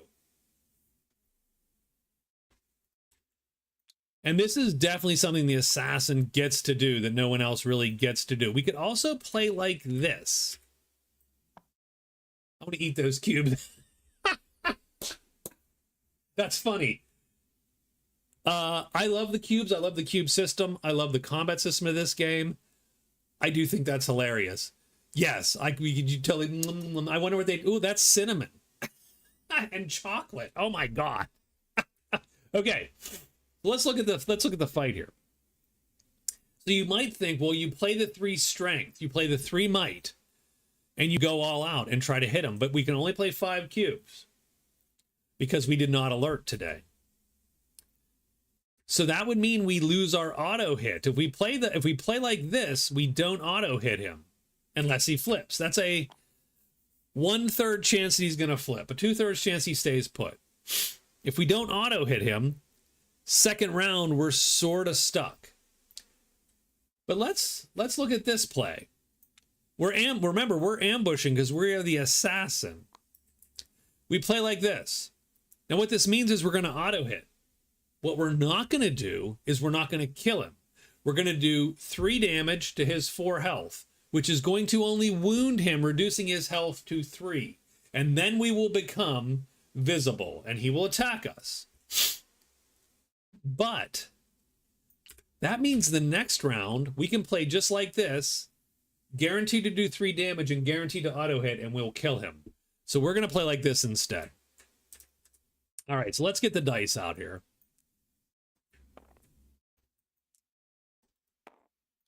So round 1, we are hidden. If you remember, we are playing like this. We are playing 3 attack speed, 0 defense. We're just gonna let him hit us if he's going to attack us. But round 1, he can't attack us because he doesn't know we're here. Does he flip? If he does, we should have played them all the might and we'd have killed him. But he doesn't flip.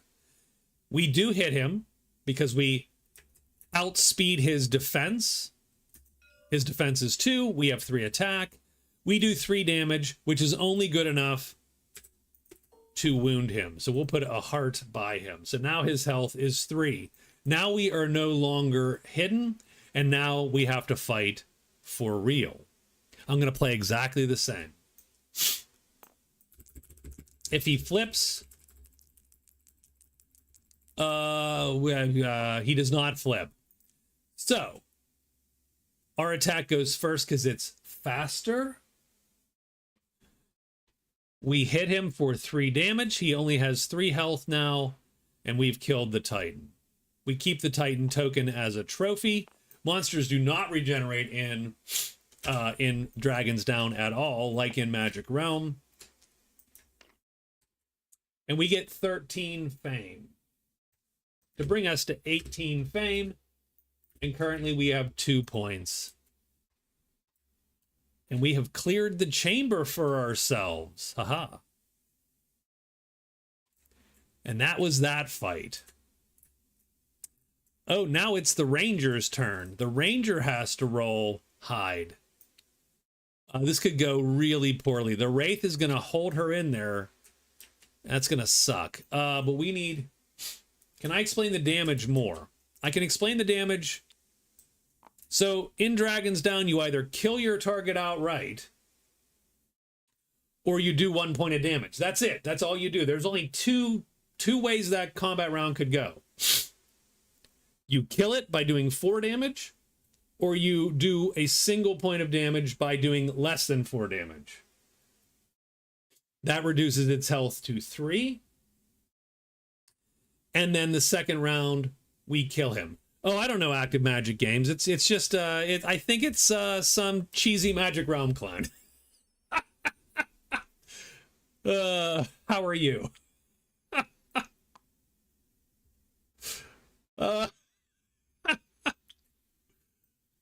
pulled out Eastern I finally got around to pulling the Eastern reaches out, copying stuff. Total BS. It's pretty. I love the pretty. I love the river. I love the pretty river.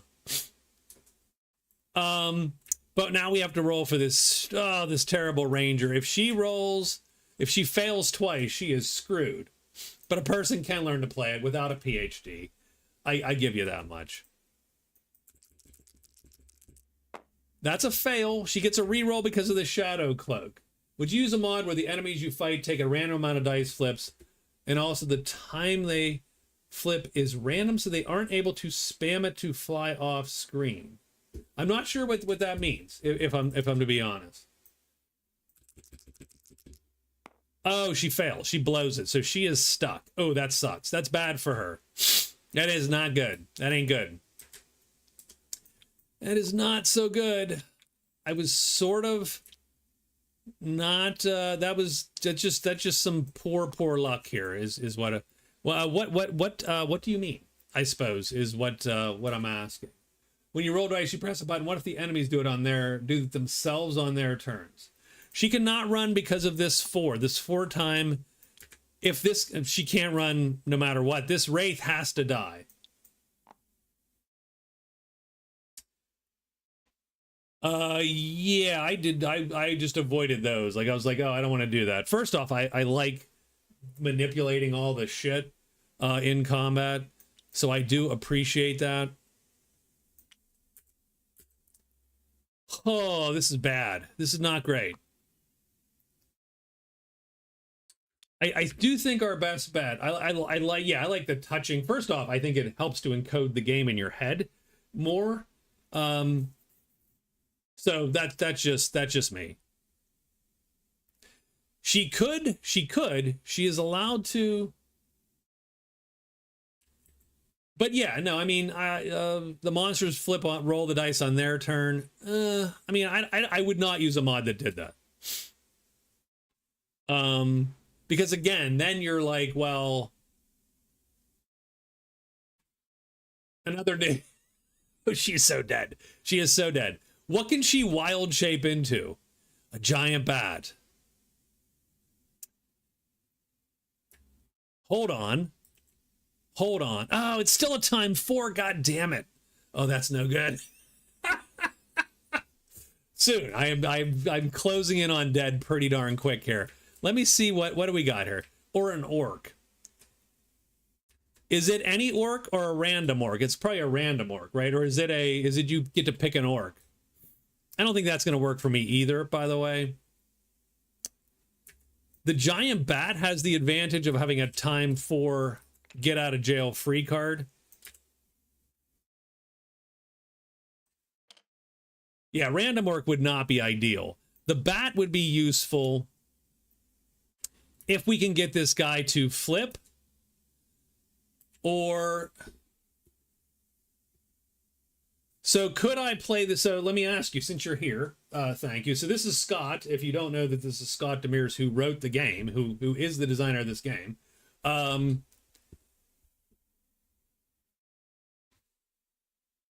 So let's say I play the first round and don't happen to die round 1, and the Wraith flips. On round 2, could I invoke Wild Shape? Not the champion or leader. Okay, which and that's fine. That makes sense. Like the axe orcs aren't terrible. Like you might be able to find someone.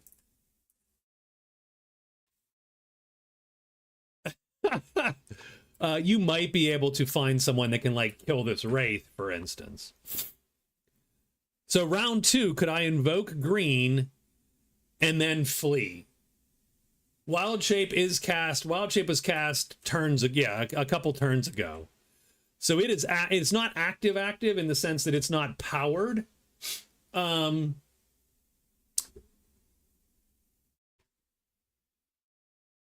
yeah, so we're going to play the first round and hope this guy flips. Or trips over something and dies, but we're going to hope that it flips. So we're going to try to avoid getting killed first thing. So that means playing at least 3 here. That means playing 3 defense, 0 attack. We might as well play our short sword, right? Activation comes before event. Perfect, yes. And we're going to target... I suppose we're going to target the Wraith just in case. A, because we can actually kill the Wraith if we do hit him twice, if we needed to. And killing the Death Knight is not, that's going to take what? That's going to take 4 hits, essentially. No, not 4 hits. It's going to take 3 hits. We're going to have to ding him down twice and then kill him when he's at 2 health. So our goal is to get away from the Death Knight and kill the Wraith. And that's it. So that's what we're going to do. So let's see if we survive this. This is going to be actually... I don't know how exactly... Oh, they're up there. Duh. Okay. I do know how exactly these dice got here. I put them there. By a convention, unless we have multiple things we can target, we're always targeting the thing on the left. We are going to lick all the cubes for Thief Ashura there, just to see what they taste like. These are green apple, by the way. There's a private event going on last week and that includes most of the famous people in the game industry. I did see 6 famous designers playing Dragons Down. Yay, that's cool, man. That's cool. I think Dragons Down has definitely obviously captured many people, so that's good stuff. So we want to see if these guys flip. Ideally, we would love to see this guy flip. I geeked out. Well, of course you did. Of course you did. As you should. Do I have a... I'll give you the congratulations here. Next Kickstarter is launching. I'm excited about the Eastern Reaches. I really am. Very excited about it. He does not flip, neither does the Death Knight. Oh, okay. Well, that's great. Hey, what's up, Lauren? And now we're going to see if everybody hits me and guts me. The Death Knight is first, since he has the longest weapon, I believe.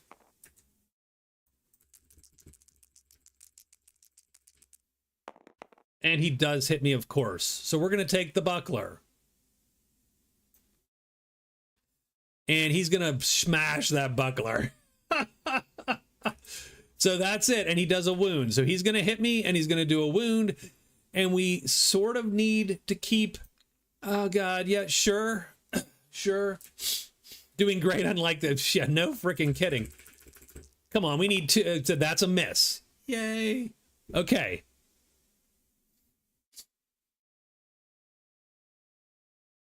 Okay. So that's round one. We have actually lived. That's good. That's good. We didn't. Oh, now we get to hit. We get to attack. We need double hits though. We need double hits. Yeah, bad puns are good. Bad puns. I'm a no, and we miss entirely. So that sucks. It is round two. I'm not sure where this is going. I mean, I'm pretty sure where it's going. This is round two. This is round two. So, yeah, I am. I mean, we got to play the same, and we have to hope that guy flips still, right? I mean, we have to get him to flip.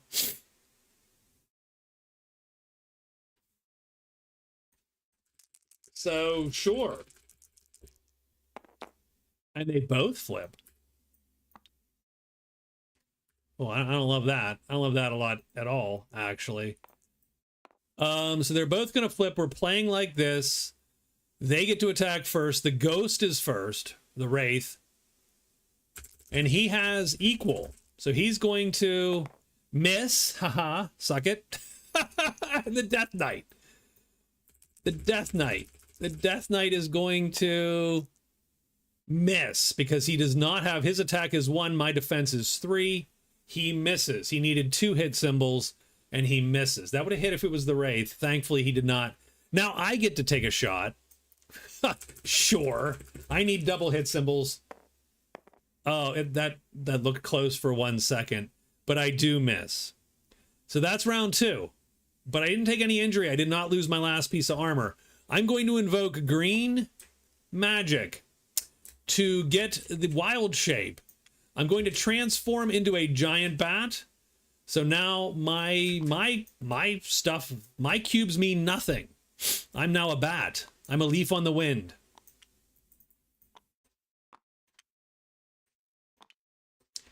And we're going to frickin' flee. Because our speed is 4 and we can get out of dodge. I'm excited about Eastern Reaches. I'll tell you what I'm most excited about, to be honest with you. Like, the terrains are fine. I love, by the way, the river's awesome, but I am worried about my table because this looks very long. But I'll tell you what I tell you what I'm super excited. No, I'm super excited about the spells. I love the new spells. I've not yet gone through all of them, but I'm very excited about the spells.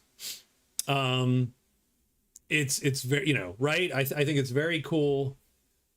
Getting new spells, I think that's going to open up a lot of characters that otherwise, you know, don't have as many options as maybe would be the best for them, or, you know, right? So I'm sort of excited about the new spells. And I mean, the desert is cool, and the thing is cool. The river's cool, but, you know, but again, but they're just terrain. Oh, that's cool. You have his stuff. And the new classes, of course, are exciting.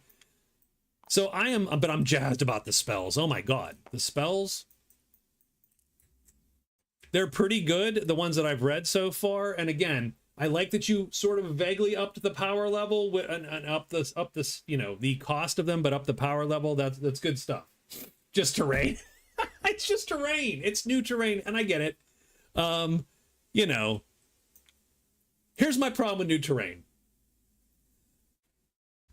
Again, I'm just never going to be able to get them all out at the same time, so I need to, right? Because you can only, like I said, I can only fit 4 or 5 on a kind of thing. But yes, but yeah, absolutely, I get you.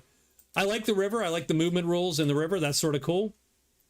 The ranger used them already to get sort of out of her little trap here that the board we made for her. And so, but the most exciting thing, and I'm so excited, is the damn spells. I love it. And I love the magic items too, because I think the items are very clever. Even this stupid jar, I'm like, Is it only terrain, dude? Is it only terrain? I mean, here's the thing. I'm gonna get it. um, I would like that. We do have to get together at some point, just to chat about it. Oh, good. No, I dig the new like I said, even this jar, which is useless to her because she didn't have two of them. But I love the fact that, oh, hey, this allows you to not die, but it makes you undead. It's just fun. So she is a bat. Would I be correct in assuming that she is now a bat through tomorrow, right? So she's a bat until tomorrow. Yeah, right? It's one of those things that'll never come up until it comes up. And then it's just going to be freaking awesome is what it's going to be. So we're going to put her here. But she's a bat until tomorrow, right? Because she energized batness.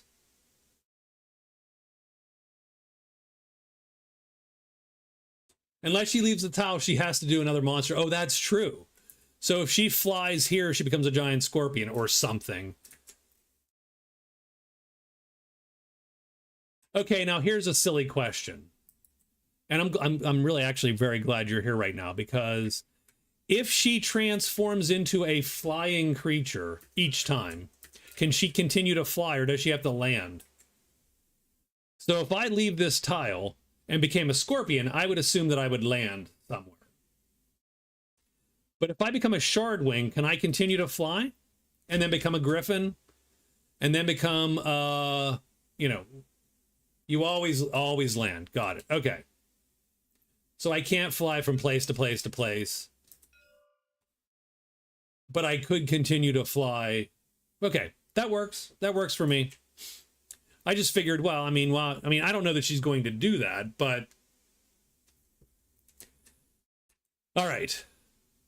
That was the combat. I'm sorry, that took a way long time because I started yapping, but I am surprised she lived, actually. I'm a little surprised she lived. Always assumed to land. That's good. That's good to know. I didn't think of it like that and didn't play it like that in the past, but I will remember to play it like that in the future. But yes, you're right, because it only matters if there's a creature waiting to eat you, waiting to block you effectively, right? All right, let's get the next day going here. Let's get the next day going. So it is day 7. Let's make the scoreboard. Oops, there we go. Yep.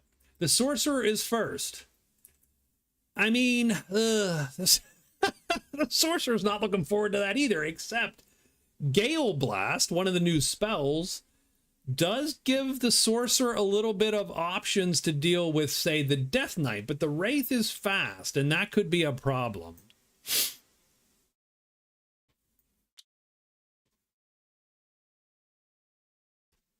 Nonetheless, I do think she wants to. I think she wants to get in there. It's just a pain in the ass to get in there.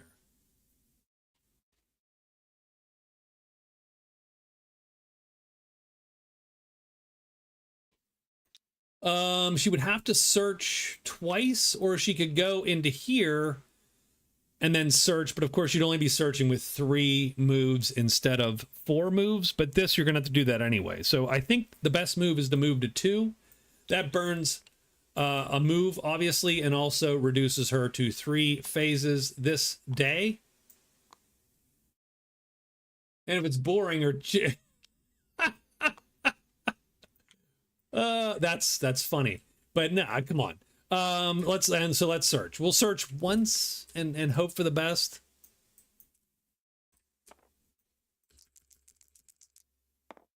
No. And so now you're in sort of a pickle here of, so because I only took, and this is a little bit of a mistake on my part, because I didn't take an AoE, I took the 2 new spells because I was excited about the new spells. Oh,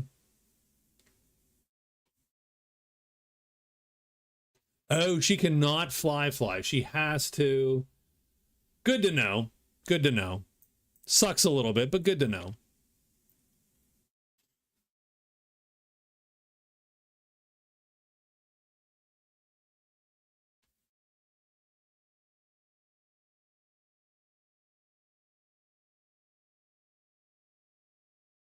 I think it's Scott and a giant Excel sheet is what he's going to tell you. I think that's what you're gonna get. The answer you're gonna get. I've seen some of these Excel sheets, by the way. They are beautiful. So we searched and failed. So that is 2 of our moves. And then we have to make the decision. And unfortunately, I believe that the decision almost has to be to sneak again, because she does not have sort of the wherewithal to just outright kill a bunch of... If she gets jumped by both of those dudes, that's going to be a mess, because she can't get out of there. So we are going to sneak and be done. So that's the Sorcerer. I mean, the Assassin, how much is left in the chamber? 3. So I will say this, Dragon's Down has a slightly more favorable loot percentage than Magic Realm. 3, I would start to think in Magic Realm, maybe I should move on, because I don't want to sit here for like 3 days trying to get the last couple treasures out of here. But Dragon's Down, having the effectively the grabby hands, the zeros, does help us quite a bit. So we are going to loot. So we'll sneak first as the Assassin and then loot 3 times. That's not in a cave, is it? No, that's outside. Yeah, okay. I just want to make sure I wasn't cheating. So that's the one. That's the top card. What is this garbage? The Clodpole Club. Must have less than 8, which we do. Okay. I mean, it's worth $11. And we can't use it to its fullest. I'm gonna keep that Obsidian Dagger out. I want to remember I have that shit, because that is potentially saves me. I applaud. Oh, very nice. That's very nice, Steve. Actually, that it's good. It's a good game. It is. God, it is literally the second best of these games that exists, and I played so many of them looking for another game. And second best only because the other one is like 40 years old and I played it for 40 years. So he can't win this. You just can't. Oh, geez, I just shuffled these things. Okay, well. Presumably it looks like that. We get the 4th treasure, which is not going to do anything for us, and we'll loot one last time. That's exciting, man. That's exciting. We almost got the 2nd treasure, but we did not get the 2nd treasure. So we are done. And the Assassin is done with his move today. And that leaves the Ranger. So the Ranger is going to fly to here.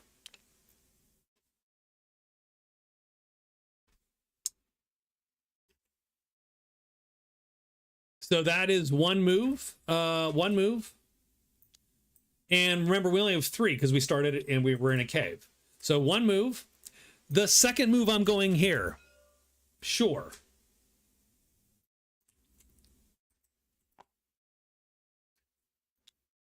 I mean, I would like to get out of the damn cave, though. I will say that.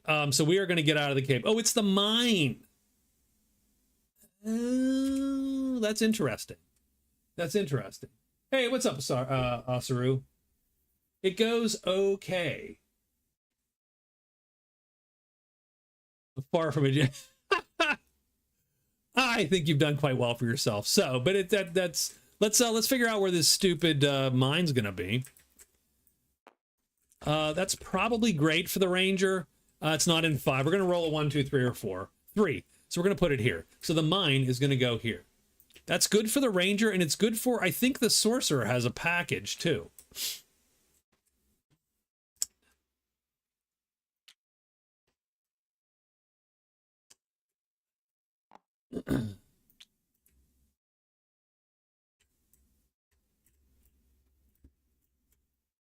So we got the dwarves in the mine, and we are here. That is our second move. What happens now, Scott? I switch back, right? I'm just done. I just switch out. I must, the bat goes away and I become non-bat. I become man-bat. So 1, 2. In this case, I stay bat. Oh, that's intriguing. I could stay bat, huh? So I could literally fly to here. I could fly to here and land, of course. We're not gonna do that. Oh, mine caves would be back. Got it. Okay, well there you go. Thank you. That makes sense. Didn't think of that was because I was in the caves. We do have the smith here, so that's cool. We'll set the smith up. So I'm going to end up here. And that'll be my day. 1, 2, 3. I see a fact in my future. Well, absolutely. Absolutely. Well, and it's the spells. The spells are really the place where a fact, right? Because those where all the edge cases come in. And magic items. But you know, only because they, right? But the spells are the big...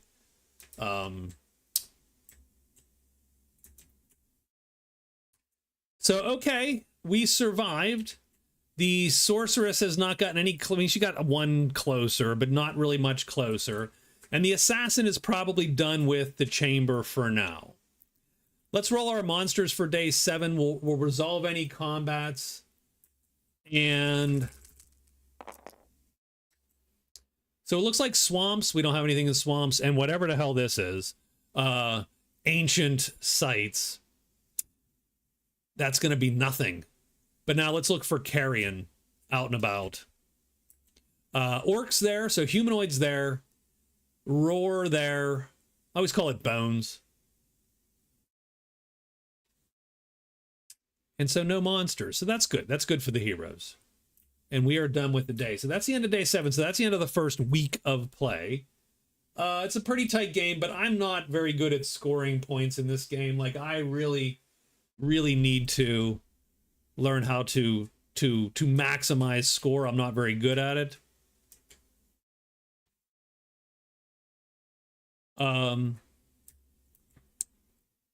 Any legendary treasure. So we probably should consider going and getting, if we have a legendary treasure that we don't want.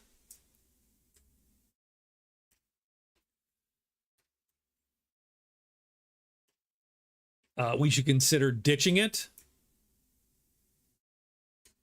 So, for instance, now a legendary treasure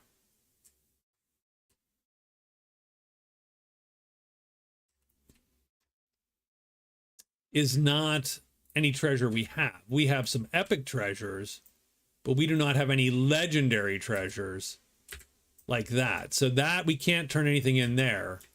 But we do have the priests. The sorcerer could go get that point from the priests if he did not want this yellow magic cube.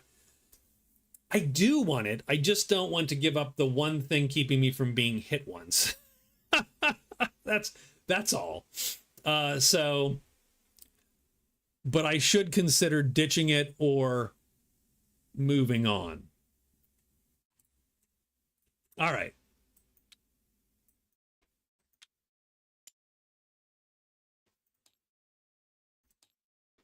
So the assassin's going to go next, and the assassin is left with another treasure site waiting. So he's going to go 1, 2, 3.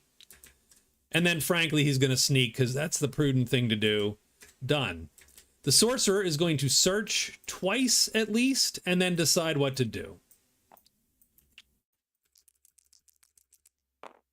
That's a fail. We're going to search 1 more time, so that's 2 times.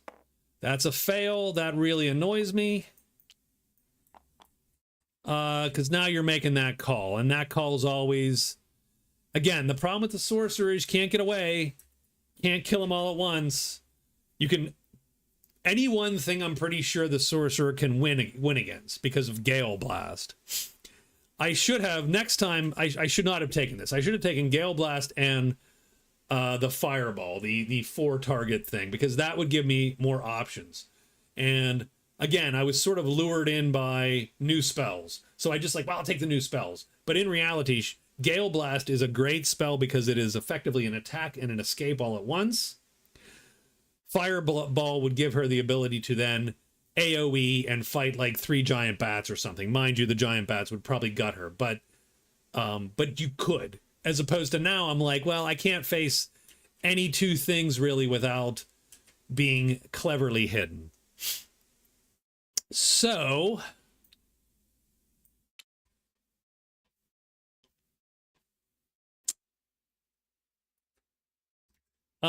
she searched twice. I would love to get to the mine because she has a package for the mine. So that's going to be sort of my interim goal here. But that does not help us right now.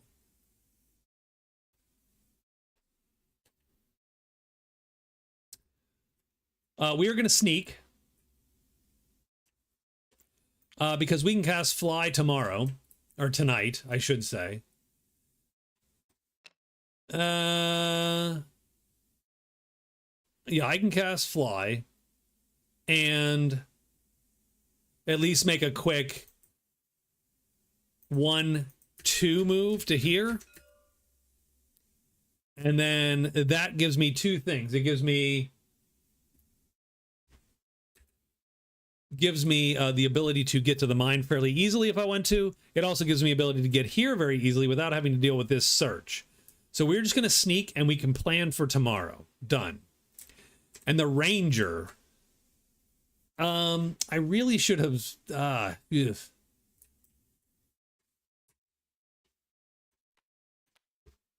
we definitely don't need the sling.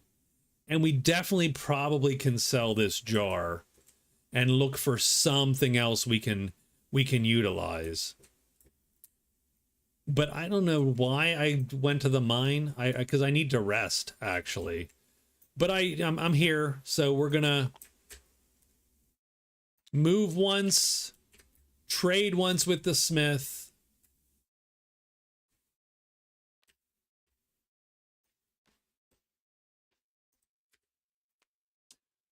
I'm glad, Scott. I am actually very glad, by the way, Scott, A, that you showed up, and B, that you happened to show up when I was actually playing Dragons Down, because I've sort of been low-key embarrassed all the time. You know, the 3 or 4 times you showed up and said hi, and I was not playing Dragons Down. I was playing Magic Realm.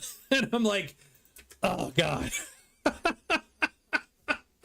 Low-key embarrassed. Yes, I mean, low-key embarrassed. Dreadful Deserts. So we have currently a mission to hit all the woods, and we've hit 2 of them. And there's a 3rd down here. That's a little bit of a pain in the ass. For the desert,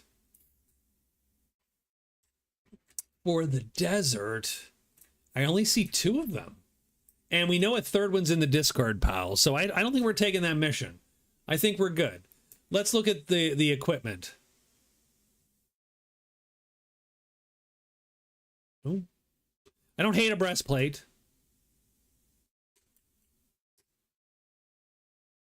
I don't hate a spell scroll. I don't hate a... oh, we're cursed. Okay, hold on. Time out. Boy, I don't like when whatchamacall sort of gums up my cards. So first thing is we have to curse ourselves. No, and I know. I just, you know, I am. I'm a people pleaser.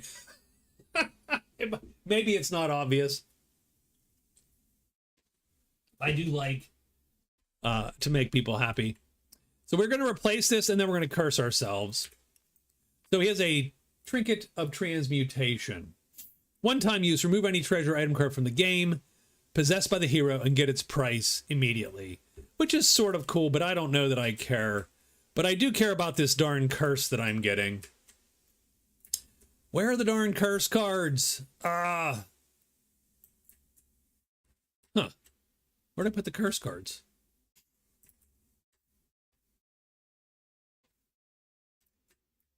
Over here? All right, let me see. Curse card. We'll just pop one in. Done. Click the button on the card.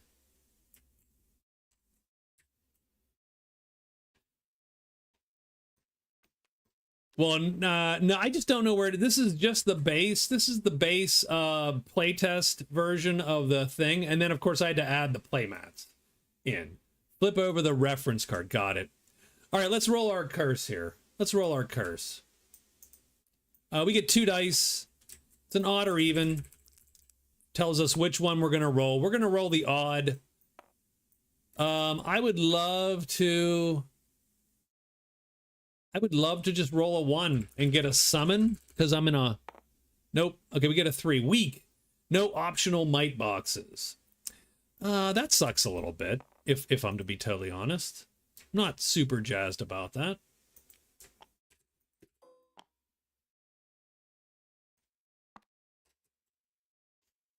So we did get a curse, and the treasure shows up, and it's not that great, frankly. So I'm very annoyed at this. I'm annoyed at this shopkeeper. We do get a spell scroll of shapeshift, which doesn't help us much, frankly. This has been a bust. I'll be totally honest. I am not thrilled with this guy. You got me cursed, sir.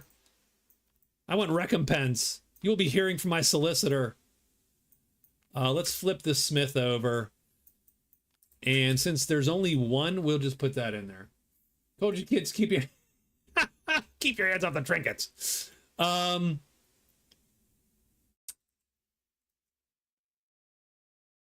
As part of her trade, I believe she could spend money, which she does not have, though. But she can sell. So she can still sell her stuff.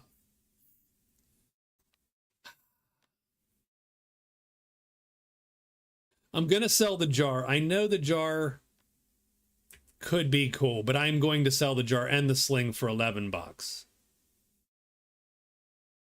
So that is going to give me 14 bucks.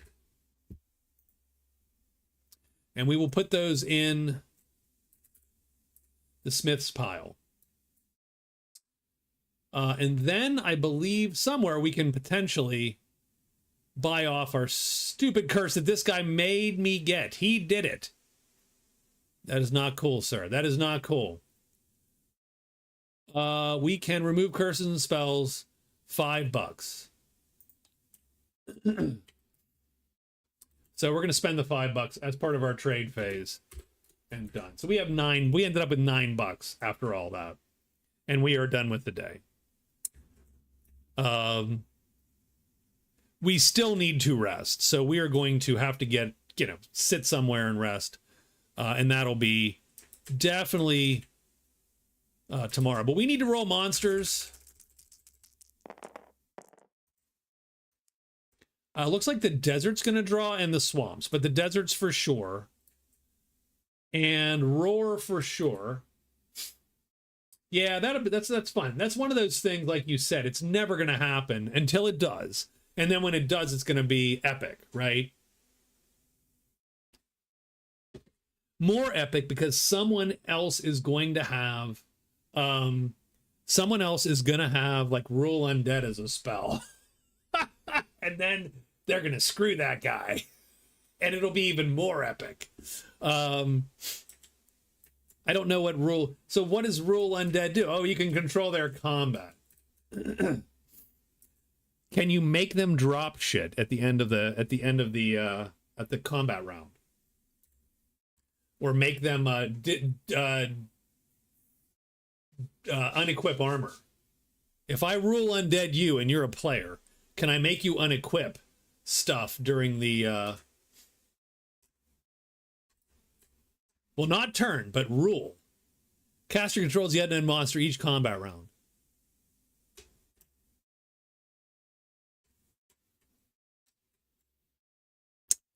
So I don't think we get any monsters today. I think we are good for monsters. And so we do get a day 9. And let's do it. So we are day 9 now. And like I said, this game's going slow. We are not Diabolical. You can make them do as you wish. Yeah, like he has a bunch of armor and you're just like, yeah, take that off so I can hit you with my, you know, 1 in 3 sharp whatever attack or whatever it is. Okay, so who goes? The sorcerer goes first.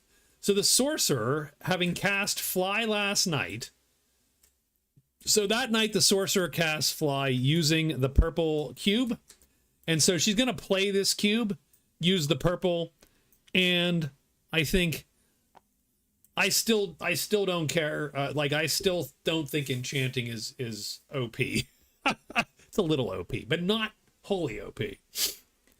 So we're going to move 1, fly 2,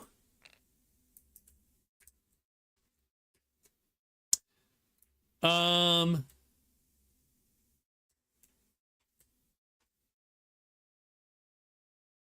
then we're just going to move 3 and be done. And that's it. That is the sorcerer's day.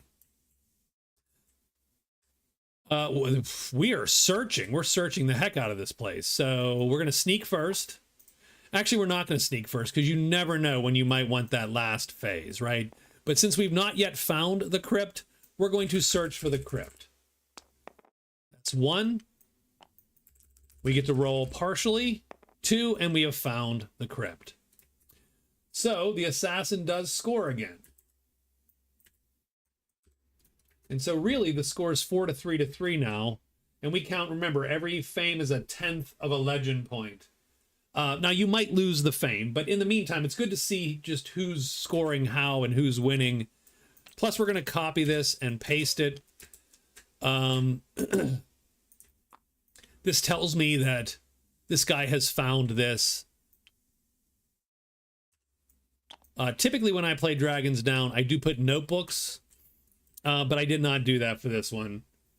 I was a little bit, I need to figure out the spacing a little bit better so everything fits. But I usually put notebooks beside them so I can type who has found what and stuff like that, right? I'm the ultimate TTS use. I do get a lot of use out of TTS, I will say that. We're going to loot once the crypt. So let's go to the loot dice here. Where's crypt? Crypt is right here. We don't want to fight that lich if we don't have to. Although remember, hey, we have the obsidian dagger. We have roll undead.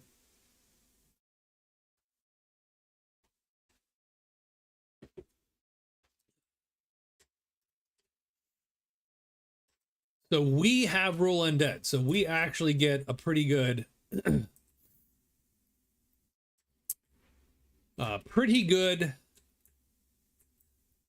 you know, means of not being harmed by that lich. But let's see if we can get a treasure out of here. We get the 5th card. It sucks a little bit, but let's and that's not ideal, but that's tricky ring. What the tricky ring turns gray magic into an attack speed, it looks like. We don't have that. So it's not going to do us much good. What it is going to do for us is give us 1 in 5. So we score the 1 in 5 again. So that puts us to 5 total points, almost 6. Heading out to see the battle, heading out to a beat battle site now. First time putting my music in stranger. Oh, how fun is that? You have to come back at some point and tell us how the beat battle goes. Yeah, come back and tell us. That is 3. And then we have to decide whether we want to, you know. So here's the thing. We could still get giant spiders and we could still get treants. We're not immune to the other monsters appearing. So we do have to at least be, we can't be totally, the treants we can run from. The giant spiders we cannot run from. We could probably kill them, but we cannot run from them. If they flip, can we run from them? Yes, if they flip, we can run from them. So, I mean, maybe you just sit here and loot one more time. Maybe you just calm the heck down and we'll sneak. That's just, we might as well use the damn power. That's our second character. Our third character now, the Ranger. I mean,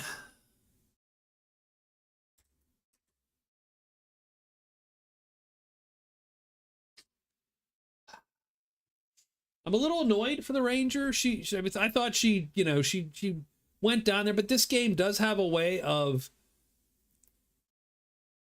putting your bad luck to the forefront at the exact wrong time. Like like there's a little insult to injury sometimes.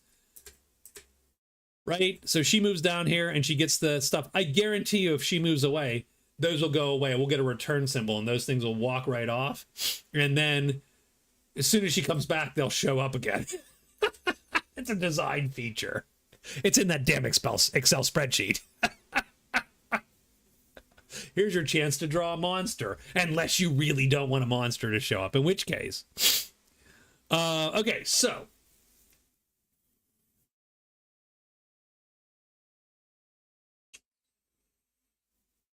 Interesting. What are we going to do?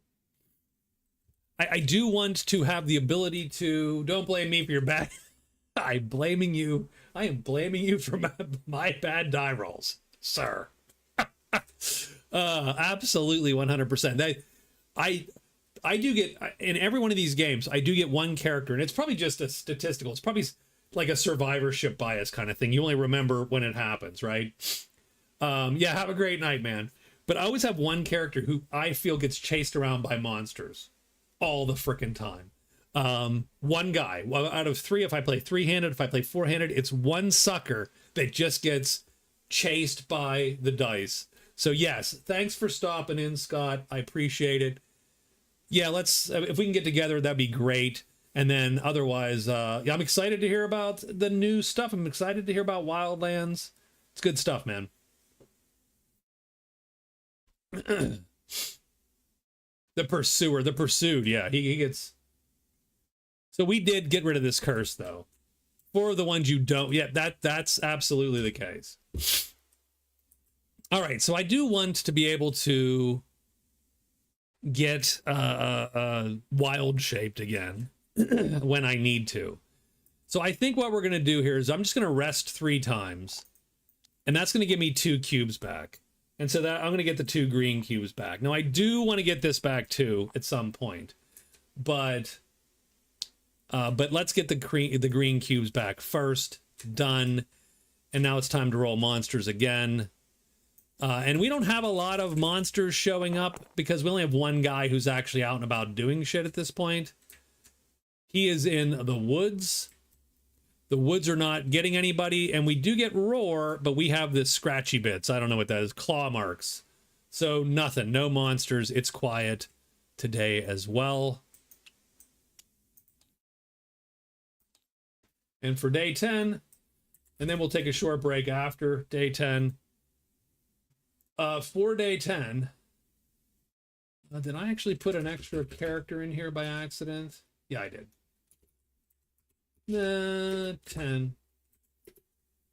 I'm spending all. There we go. I'm doing my scoreboards in Notepad. Just keep that in mind. That I'm. This is how low tech this shit is. So the mage goes in. Bam. The sorceress walks in, does a trade phase so she can turn the package in. Yay, package. She turns in the package. She's going to get 7 gold. So that's going to be the first thing. Is she's up to 9 gold just from that. And then she doesn't get any fame or legend, but she does get to roll 3 reward dice because she has 3 charm. What am I hoping for? Well, I mean, gold really, but... And she does get 5 gold and 4 fame. So 5 gold gives her 14 gold.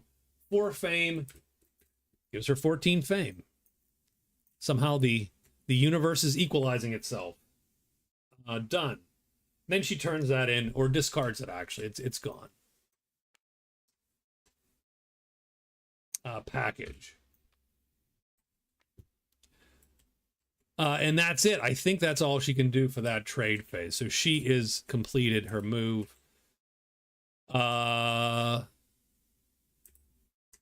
We rested yesterday, so today we are fine. I'm gonna... if you walk here, you have a chance of getting something you can't place, whereas if you walk here, you guarantee you're gonna place it. I'm gonna walk here, so we're gonna move to here. We only get 3 moves,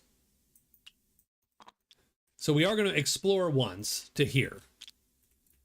And it is the keep. And we don't, there's not a lot of good. I'm gonna place, I think, like this to give me the most options possible. And then we are rolling this die over and over. I guarantee it's a 5 or no, it's a 1. Yay. Okay. So the keep is right next to the mine. And the keep has, oh, we do need to get our dwarves out here. And I'm going to go, blah, done. Is it flipped? Is it not flipped? Don't know. Let's put this here. The dwarves want treasure that grants an action, a deep treasure, or an epic treasure. So we can turn those in. I really should consider getting some of those in. The keep has the knights.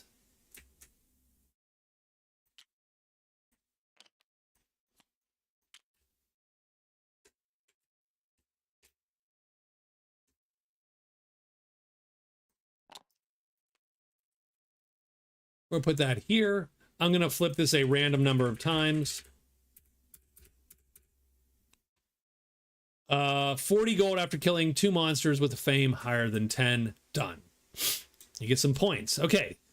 So that was 1 move. And we are there. And we do get to draw Civ tokens. We're out of Civ tokens. Did we accidentally draw more Civ tokens than we could have drawn? I don't know. We have the foreigner. The foreigner. The foreigner's at the keep. Okay.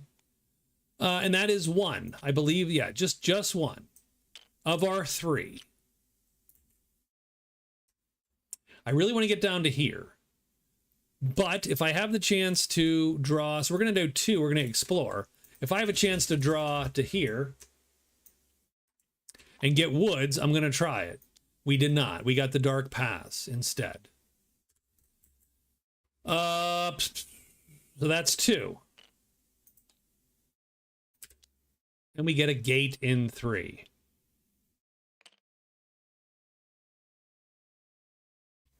Then we're just going to head back and be done. 3. That's our dude there, our lady ranger. Now there's no rush, right? We're just looting a site, so we're going to loot probably 2 or 3 times the crypt. We get the 3rd treasure. Ancient map. Subtract 1 from both die.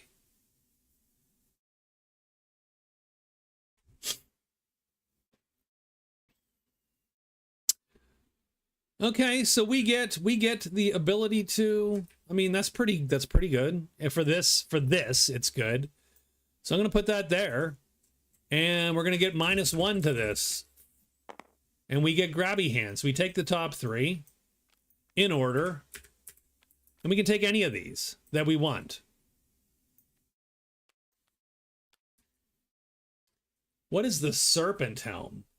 Hero may attempt to hire any monster with serpent in their name. No cost. We must haggle 3 times in a row. Any door resolve cancels the attempt, and you can't hire him again. The Serpent Helm doesn't prevent him from blocking and attacking.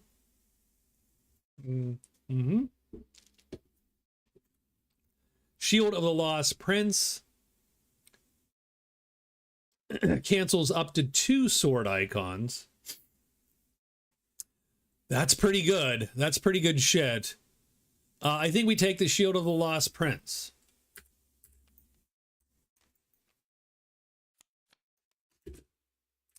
And that is an epic treasure.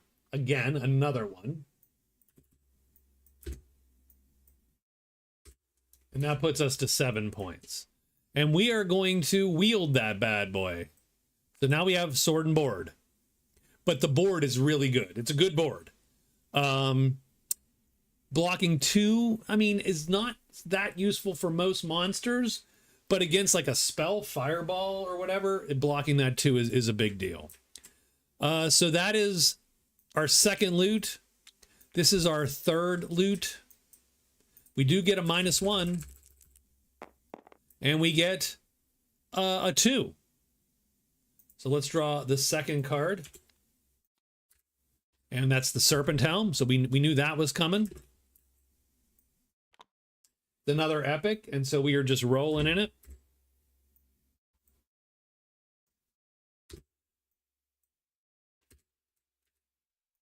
And then we have our last turn. Our last turn is going to be to sneak again, to make sure we're okay. And now we roll monsters for everybody. And we're going to get return symbols. That's interesting. So exactly what I said. These guys are going to go away because we're not there. I don't think we have any more monsters on the board. We do get the Knight. And who is this? The Wraith. A Wraith's the shrine, right? Where's the shrine? There we go. So we get return symbols done, and we get roar and nothing. So that is nothing, and that is the end of day 10. The assassin has come up to a very comfortable lead, pretty much on the strength of finding these 2 sites. So finding 2 sites is 3 points, really, ultimately. And then in that site, he found, what, 3 epics? So the 3 epic treasures, giving him another 4.5 points and putting him well into the lead. So we're going to take a break, honestly, here. Let's take a break. Grabbing a drink, 5 minutes. That's pretty big. That's large. That's large. And we should definitely consider, you know, if we want to turn some stuff in or whatever, right? Yeah, so we're going to, we'll save. That's you know what, that's not a terrible idea. We're going to overwrite the game so we can save this spot. And then we are going to go and grab a drink, and we'll be back in 5 minutes. Hit the restroom, put the cats downstairs if they need to go. And we'll be back here in a minute. So please stay put. I appreciate you all watching. And that's it.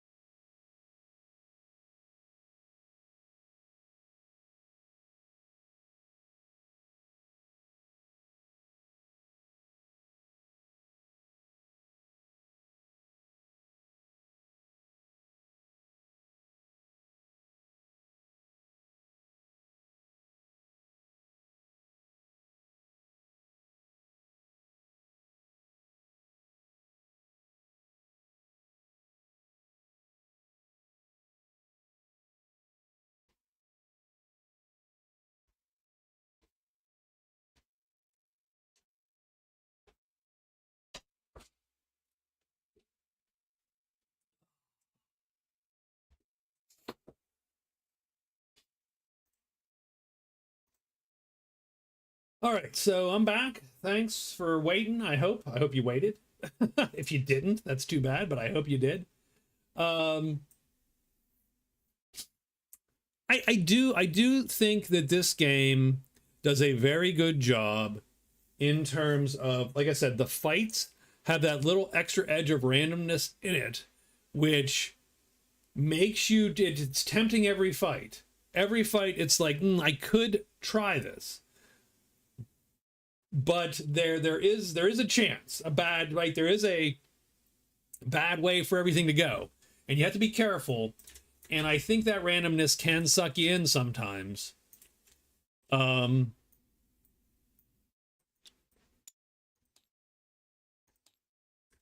Ranger's going to go first. So the Ranger's going first. And I'll tell you what I'm trying to do with the Ranger here.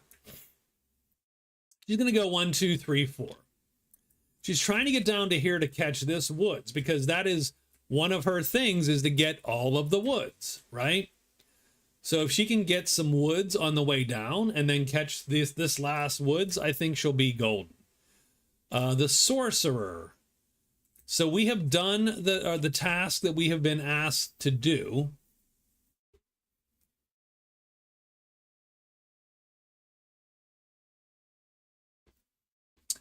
I'm going to go to this. I'm going to trade once at the Smith. So she's moved all 4. She hasn't moved at all, but she only gets 3. So we're going to go to the Smith, and we are going to trade at the Smiths.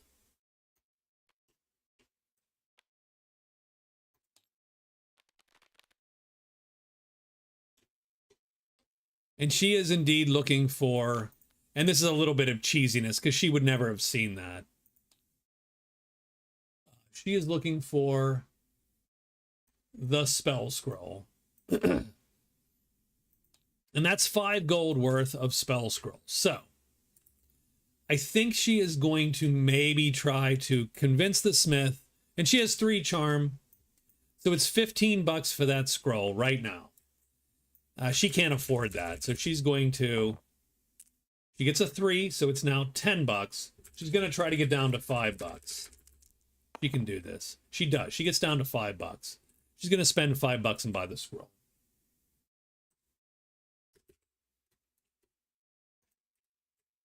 So that is her first phase, and she becomes the owner of a bitchin' new spell scroll.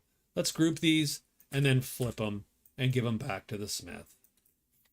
And she is done. And the next thing then is, since she has the money to break a curse, I think she tries to learn this spell. She's looking. Oop, that is locked. That die. Why is that die locked? It's a bad omen, man. So she's looking to get book symbols and no floating death heads. And she gets a floating death head, so she is cursed. God damn it.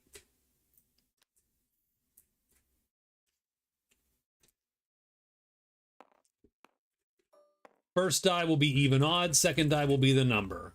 She gets even 3, which is feeble, -1 weapon damage. Doesn't super matter for our gal, since she doesn't even own a weapon. So she will consider whether that curse is worth breaking tomorrow or not. We have looted that out pretty good, but we do get minuses, so we might want one more day here as the assassin. So let's loot once. Remember, we subtract 1 from both these dice. We get a 4. Nope, loot twice. We get the grabby hand, so we draw both of these, and we get to take the one that we want. I am going to obviously take an extra search action, though. I mean, the other treasure is objectively good for us. We would put it right in that breastplate slot. We'd have 3 pieces of armor now.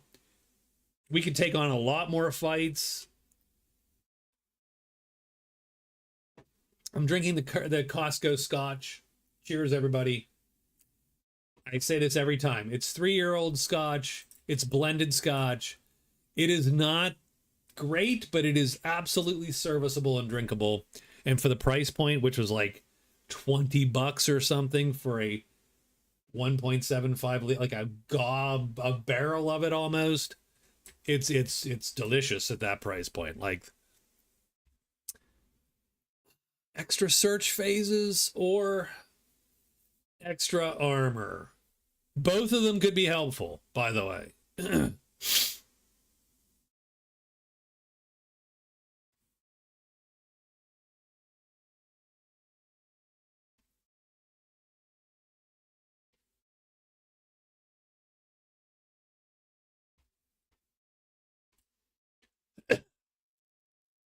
One thing to note is that the dwarves want this item, this symbol of vision.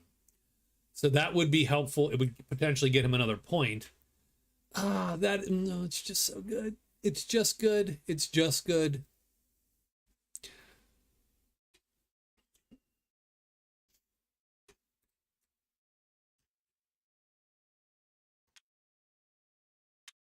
So this was his what? Third loot.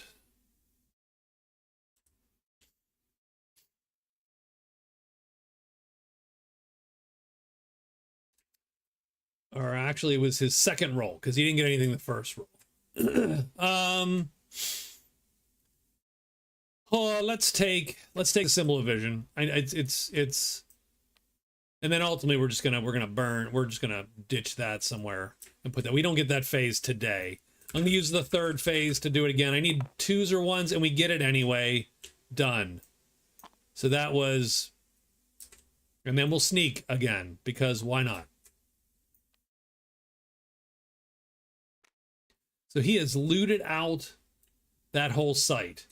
And then this map becomes useless to him. So he just, because that site's done. So there's nothing left to steal from it, frankly.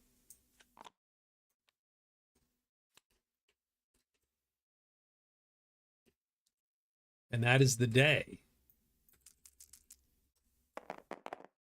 And we're going to get stink and mountains and return symbols.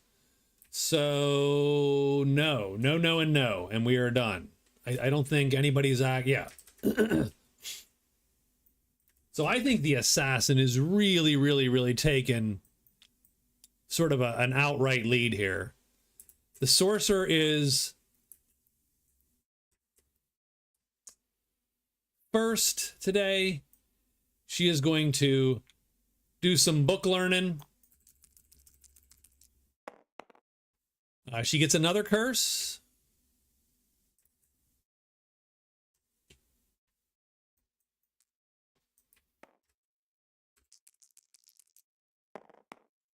Odd 4 is blank, only 1 cube color on spells. That's sort of funny. She does that anyway. Second phase, she's going to learn again.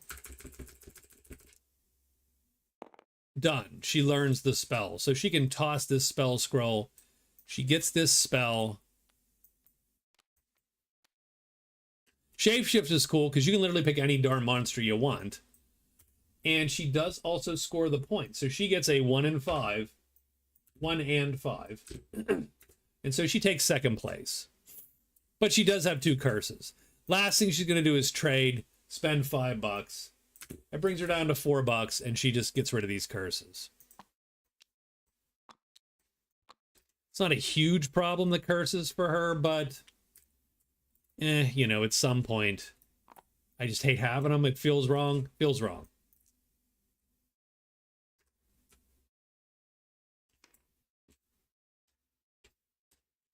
So the sorceress is done. The ranger goes 1, 2. Oh, that is a clunky one.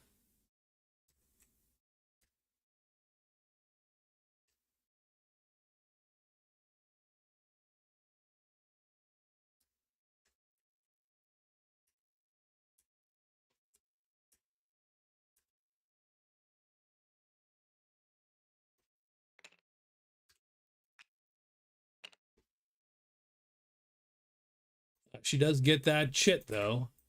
And it's a site, which is cool. and it's the altar.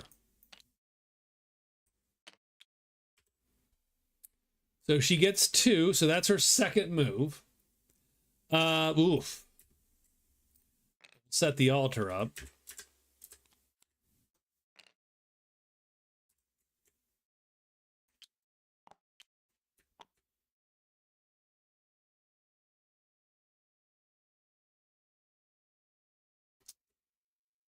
I'm gonna rest 3-4 and bring this chip back and done. And now it's the assassin's turn, and he's gonna move out of dodge. He's done now. Like that's he has totally won. He just needs to go kill everything now. So we have to figure that out. Sort of what we're gonna do. I think we're gonna explore here for 1. Oh, it's a desert. Ooh.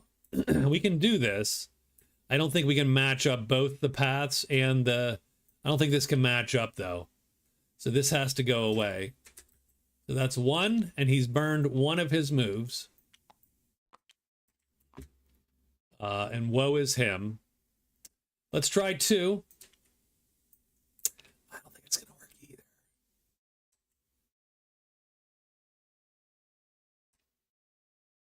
Well, all the deserts are out of play at the moment. Let's try 3. That might work. Let's take a look. We have 1 dead side. Yeah, there we go. There we go. So that'll fit. So that's 3. And this is his 3rd move into there. Remember, when you explore, you do get a free move to go with it, unless you have to move into a red or yellow clearing, in which case you have to pay the excess. So he gets 3 fame and 3 gold for whatever reason. And he's up to 9 points. So he is certainly doing well for himself.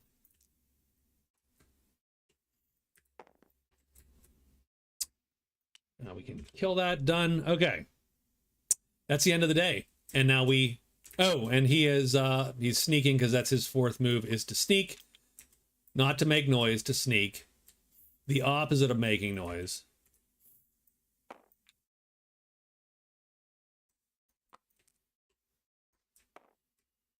Let's see what these monster dice have to say for themselves. Looks like we're getting deserts, plains, which we don't have on the board, and stench. Deserts, plains, nope. Stench, maybe. No and no. So nothing appears. And that has been the story for the past couple days, actually. It has been a quiet set of monsters here. So let's end the turn. New turn is going to be the assassin first. I'm not super jazzed about the path I have to take.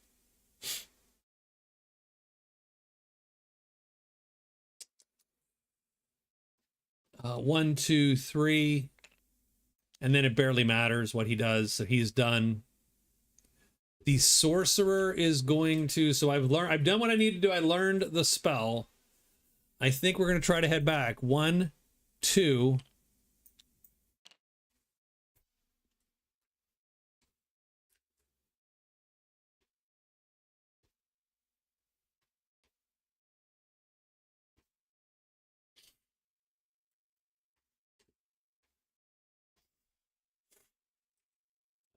Ooh. Good night, Michael. Thanks for coming, man. Giant bats would be the problem. Getting hit by the giant bats. The orcs, maybe not. The giant bats, bad.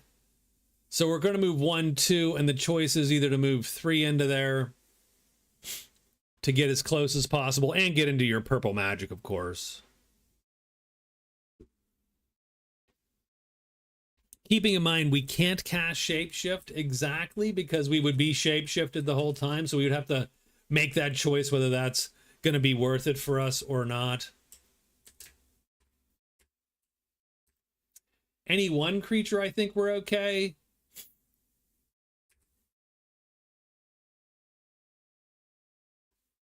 like 3 or 4, or orcs showing up because that can be a lot. Why is it always giant bats and good? Giant bats suck. They are the worst creature in the world. Yes.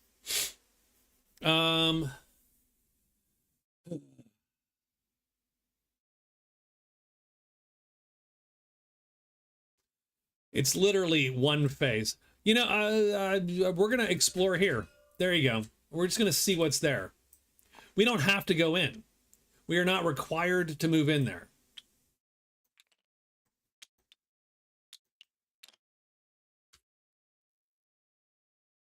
And is anyone else going to? No, no one's going to take this from us. So we're just going to be done. Done. That was our move. It dicks with the ranger a little bit because now we know the ranger can't get the woods. She has to come all the way back. That's not great for her, but it's interesting to note. And the 3 tiles left, we see 1, 2, 3, 4, 5 woods. There's no more woods, so the woods are out. She knows where they are now. I'm gonna go 1, 2 because I might as well. I'm going to explore to here.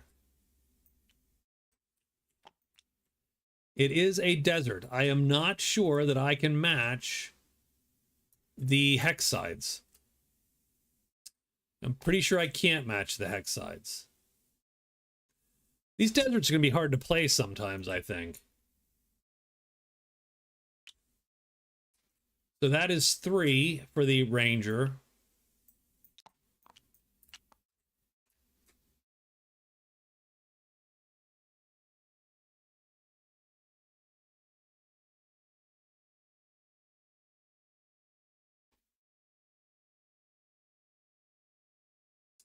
Again, orcs can suck.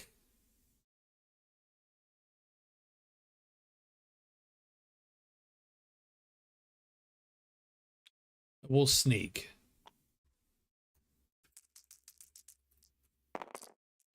We're going to get deserts, plains, and scratchy marks. So that's the question. Who is on desert or plains? And the answer is no one's on desert or plains. Is anyone on scratch marks? We're on orcs, and we're in the sanctuary. So once again, it's all good. End the turn. Put those back in. It is day 14 coming up here.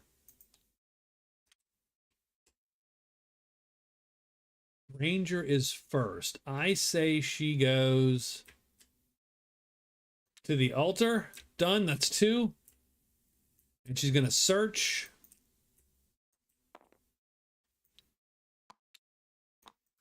That's her 3rd. She does not find it. She doesn't succeed. She can only research in the woods. She's going to go for it one more time. She got this. Oh, wait. She rolled 1. I'm sorry. She rolled 1. She doesn't have to roll both dice. No, but she does fail. And she is done. But she has not snuck. Ooh, okay. That's a choice. We are going to go 1, 2, and then we are, of course, going to sneak for our 3rd move, just in case. And then the assassin's going to go 1, 2.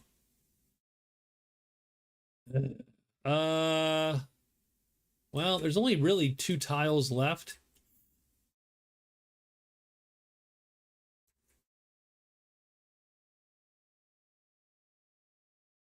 One, 2.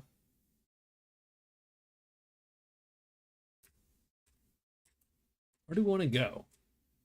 We could try here, of course.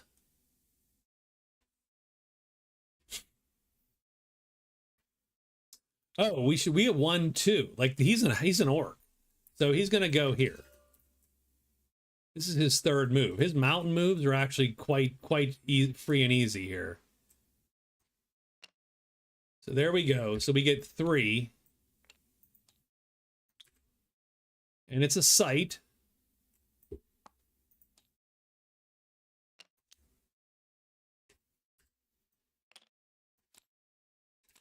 And we'll still sneak, But I forgot his half-orc power is moves through mountains. Done.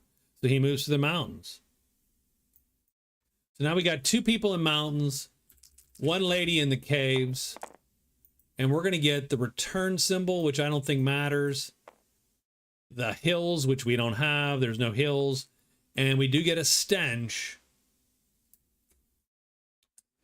No, nothing.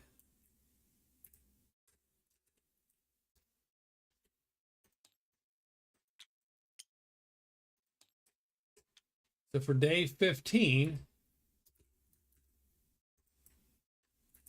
we do have some shit to do. What are we doing here?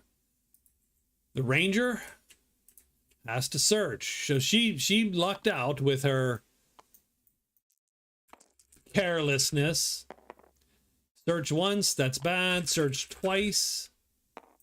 That ain't good. Search 3 times. Wow, this is awful. Wow. Okay, the world is telling you something. She sneaks. Done. Oh, we could have... I don't know why we did the ranger first, because we were over here.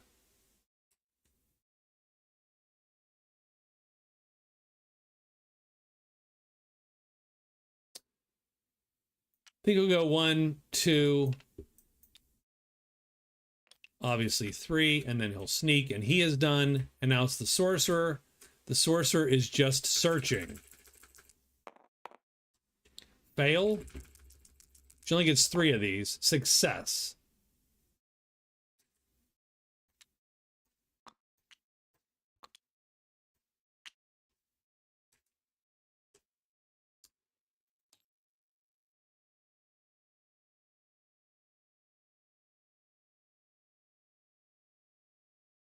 Oops.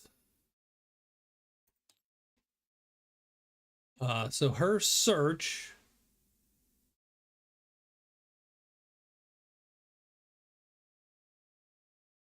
for a site. You found the treasure site. So she picks one or the other. She doesn't know which is better. She's going to pick the one with the most treasures. Really, that's the best one, probably. Shrine is 2 and 3. And the catacomb is 2 and 5. She's going to pick the catacomb. So she has found the catacomb.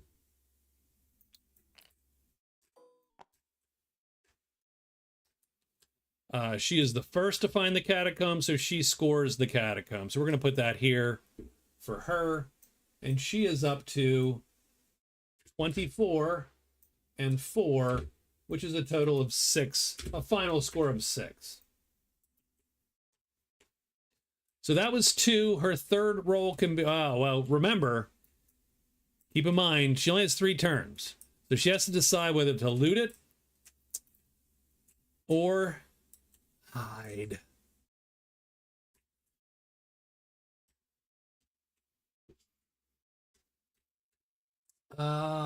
She should hide. She should sneak, I should say. That's really the prudent thing to do, done. And the ranger's gone already. So now we're rolling monsters. We have people in caves, we have people in mountains. We're going to get the desert, and we're going to get the plains. And we're going to get orcs. We get 3 orcs. So that's going to bring a lot of pain to a lot of folks. 1, 2. I think the range, well, technically she went first. So she gets 3 orcs.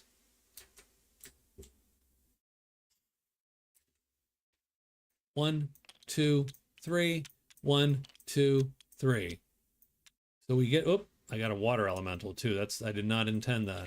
Let's move these over. We're the Oprah of orcs. Everybody gets some orcs now. You get some orcs, and you get some orcs. Orcs. And you, sir, also get orcs.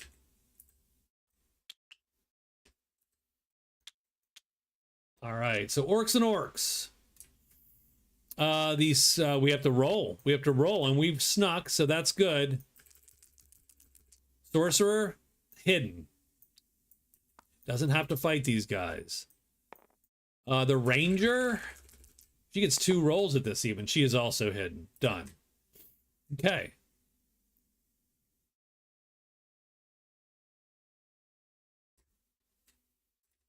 So we're going to look at the Sorcerer first. Obviously, there's 2 bow orcs. That is the biggest problem, is the fact that there's 2 bow orcs. 1 bow orc, and we would just knock him out of dodge. Like, we would just knock him right out.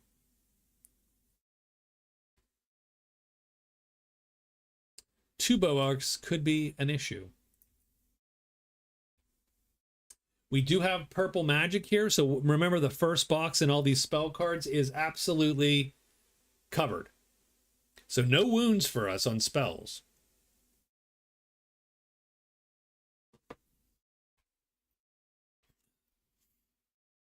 And any of these guys could kill us in a heartbeat. We do have 1 shot we're going to take.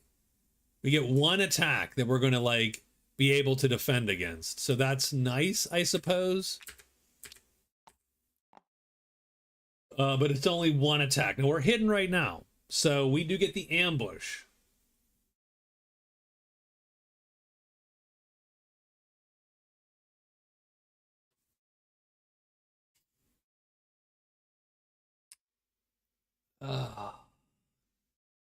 So we can Gale Blast anyone we want. Absolutely anyone we want. We can Gale Blast a Bow Orc. We can Gale Blast the Axe Orc and knock them out of here. We could shapeshift. If we could find something to shapeshift that is going to, I don't say guarantee us a win, but give us a win.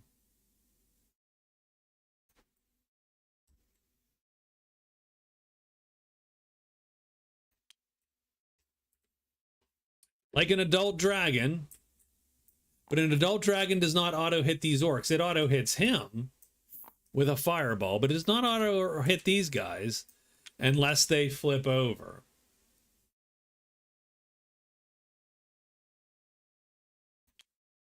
We'll consider it. How's that? Like, we'll consider it.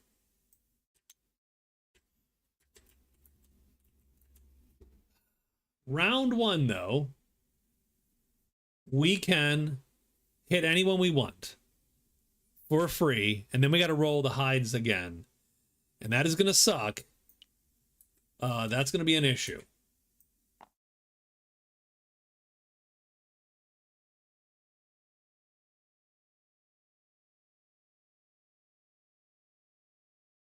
I say we go for it. I say we go for it. We go for the bow orcs first. So here's how we're going to play. So remember, we get a cube. We auto get 1 cube. So that's we're playing a single cube right now. And so we can now play 1, 2, 3, and 4. We don't have to play that for that defense right now, but we can. Our attack speed is 4 because the Sorcerer's special ability is if you only use 1 color, you get +1 attack speed. So we're going to auto hit Bow Orc 1 no matter what. So we are going to roll all the things, keeping in mind that no one's actually attacking us yet. And we might need some 2-hit dice here. Boy, these dice got messy, didn't they? Like, I totally jacked this site up over here. So let's see who flips and who doesn't on round 1. Remember that we are hidden. No one flips. So our attack hits the leftmost Bow Orc, blows him out of the cave, and does a wound which kills him. So he is dead. So Bow Orc 1 killed. That's good. Good thing. Now we have to roll to remain hidden. We need to roll doubles. We do not. We are absolutely not hidden. So everybody is now on our sheet to attack us. So now we have to think a little bit. A little bit of thinking now. Our attack is going to go off first. We can take 1 hit from the Axe Orc. We can take 1 because of the leathers.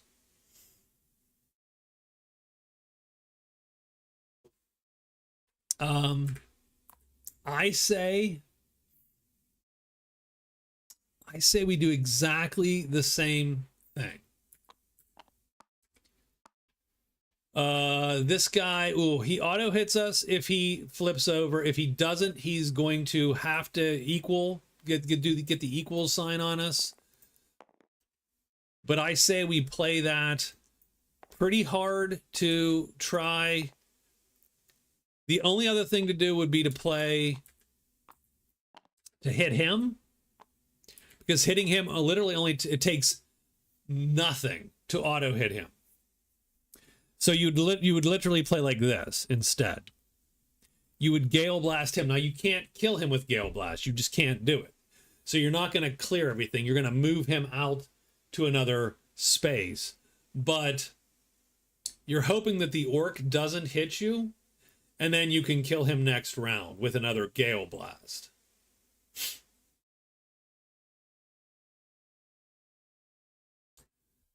And then kill the orc later, I suppose. Next turn.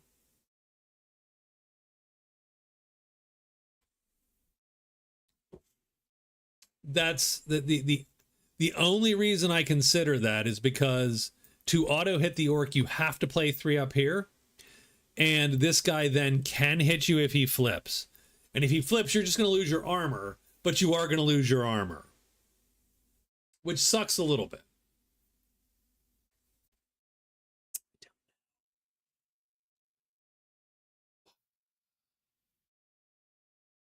You could lose your armor to the bow orc, but the bow orc is always going to have a harder time hitting you because you have to play so little to hit the axe orc. The axe orc is just so slow that you are going to hit him. Now the issue is, and you're going to hit him first because your attack is going to be longer no matter what, and your speed's going to be 2. So that it gets the axe orc out of the way no matter what. And you're hoping to be missed by the bow orc. It's just that it doesn't kill him. It does this other thing, which moves him out. You could try to hit him with lightning. So lightning is not 1 and 3. It is 1 and 2. So he would do 2 points of damage, but you'd have to roll the missile dice. And whatever you roll on the missile dice is doubled. So it's just very random. So you'd be hoping for, if you get a minus, you do no damage. If you get a 0, you'll kill him. You'll kill him because you'll still do 2 damage. So a 0 plus 1 or plus 2 will kill him. But anything else doesn't kill him. I don't know that, you know what?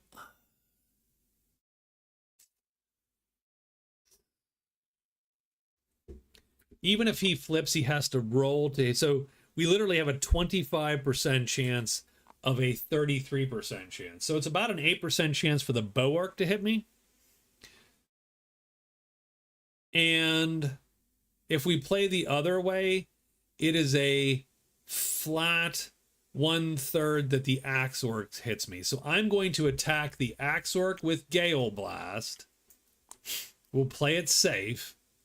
We'll let the bow orc take his shot. Because the axe orc is so slow. No one flips. So we could have played it the other way and just been fine. The axe orc is going to be hit with Gale Blast. Because it's the fastest attack here. And we knock him out of the clearing. We do a wound, but it doesn't really matter. Because end of combat, he'll get his shit back. The orc does get to shoot back at us, though. He needs 2 hit symbols to hit us, and he misses us.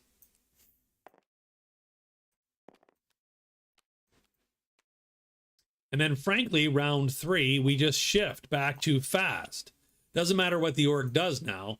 He is going to be hit before he can get his... And he doesn't... and we hit him... We auto hit him with a time 4. Because remember, we get +1, and we're going to knock him out and then kill him. And so we did get 12 fame out of that to get 36. And that gives us 7 points. So we are at least catching catching our guy here. And with no real big expenditures on our end, that's a pretty easy fight for us. And again, if you're going to spend a lot of time in any tile, you should enchant the damn tile as a mage. It's just too good to not do. The amount of resources it saves you cannot be overstated. So that's the sorcerer's fight. And now we have the ranger's fight. And the ranger needs to roll her Heidi bits. Now remember, she did sneak, so she gets the advantage. Yeah, she's totally hidden. And that's fine. And now she has to decide whether this is worth it. Ooh, Orc Lord. I don't like that at all.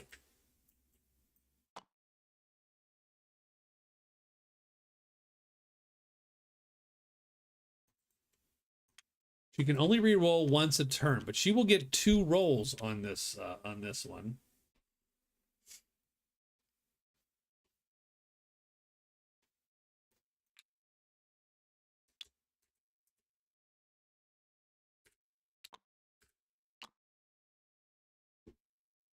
Yeah, we're celebrating. Thank you for celebrating. Whoever's firing me celebratory, confetti. I appreciate that. This one's tougher, by the way. The Orc Lord is the danger because he holds us in there. He absolutely holds us in.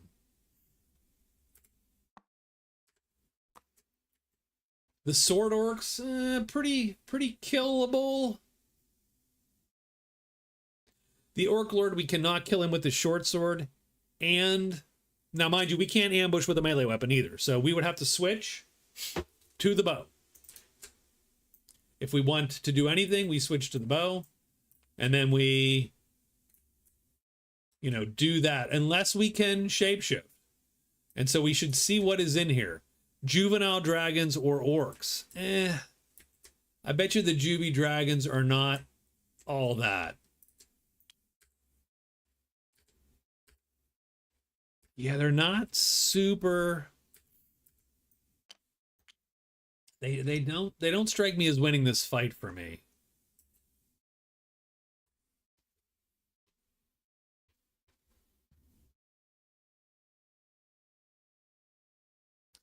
So what wins the fight for me?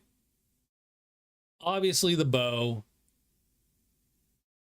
You could literally play 3 and 2 to attack while you're hoping that this guy flips over, for instance, and that's going to get him right. He needs points. She does need points, but I mean, you don't want to die either. But yes, she does need some points. So she's going to flip to the bow.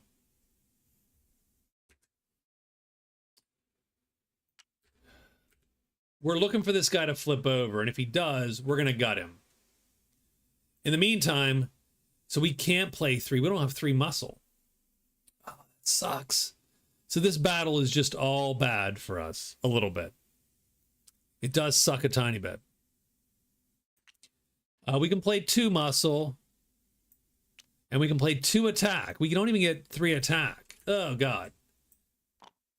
Yeah, this is sort of why I'm not a big fan of... I should have picked half elf, but that's fine. She can run better. But she can't run from him. She does still get a reroll. She gets 1 a turn, and we've not yet rerolled our hide yet. So I'm going to kill the Sword Orc and wait till this king here flips. As soon as he flips, we're going to target him.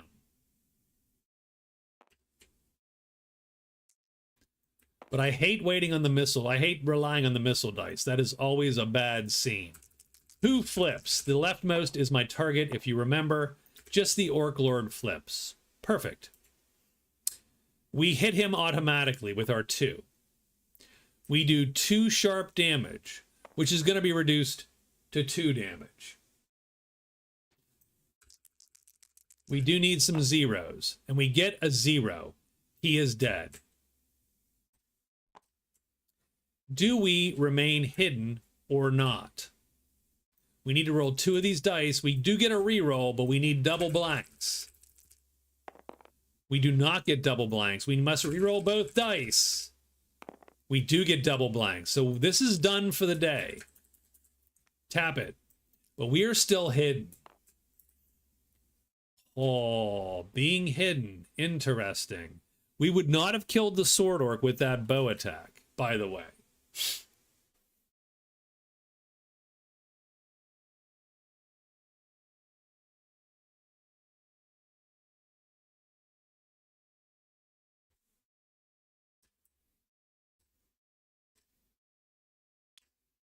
I'm going to pull the juvenile dragon out in case it feels like I need it. I'm just looking to see like what kind of attack patterns we could do. See, that only does 1. Like, you're not killing anybody like that. You will dodge both of them quite well, or could run if you needed to. Yeah, and you can kill them with that, but you're never hitting anybody with that. Yeah, the Juvie dragons suck, by the way. And they're both, he's killed instantly if either of them hit him.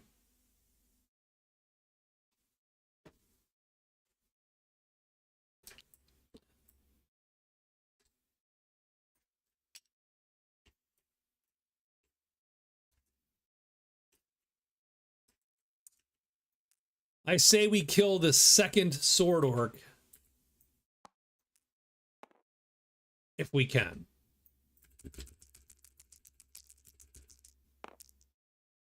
He flips back. He does not flip. We're going to hit him automatically. We get a +1. That would have killed him, but it wouldn't have hit him necessarily. The sword orc is dead. 2 sword orcs killed. We now need to roll really well on the hide, and then we might be able to just get out of this totally intact here. No, we are found. The sword orc the orc lord finds us, and he does the right? He's like, you know, got you now kind of thing, right? Okay. We are going to play defensively. We need a 3 to obviously not to get the lowest number, but if he flips, then we can think about going all out to hit him. All right, this is how we're going to play it, 2 and 3. The only other option would be to draw an orc from the pile. We could shapeshift effectively. And since orcs are here, we could shapeshift into an orc. I don't know if any orcs are... We get the axe orc, he's a mess. The orc champion, I don't think we can do him. Axe orc and sword orc. Sword orc doesn't suck. Let's pull him out for a second.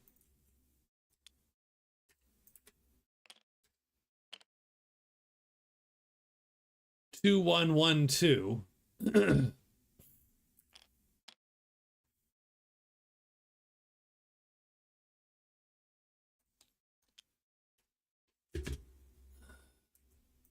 So he's a 1, 3, 2, 1. So on that side,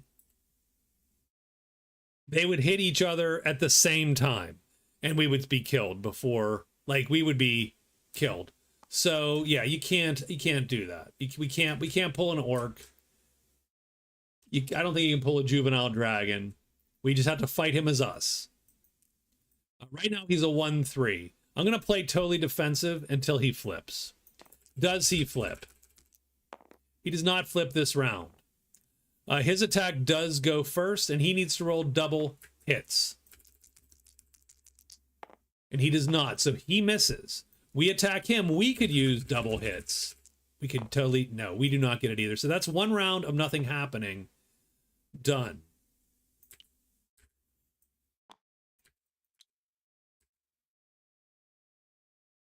Yeah, it does not behoove us to swap. You can't guarantee yeah, so we're gonna stick like this. He does flip over. Okay, that's good. He still gets to attack first. He still needs 2 hit symbols to hit us, and he does not. He does not. He gets an equal symbol, and that is not enough. We get to hit him, and we get to double hits. We don't get double hits, so we do miss, and indeed, that stalemates the combat.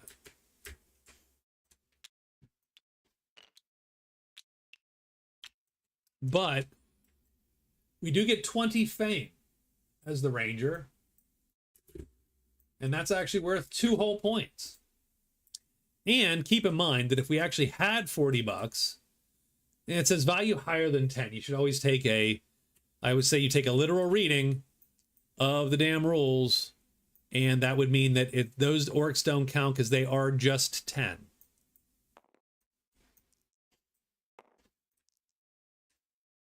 Which is too bad.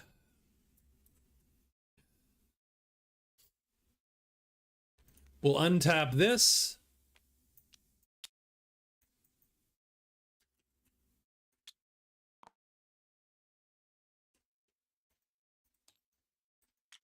End the day, begin the new day. It is day 16.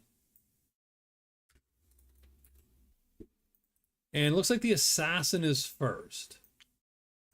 I mean, the assassin does have the trove right next to him. What is the trove? Is the trove set up? The trove seems to be set up. Where's the trove?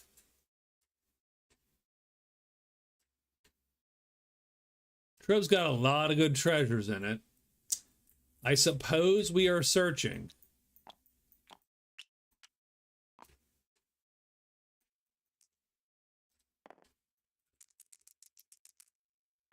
We find it first thing. That's the catacombs, man. What are you doing? What are you doing? The trove.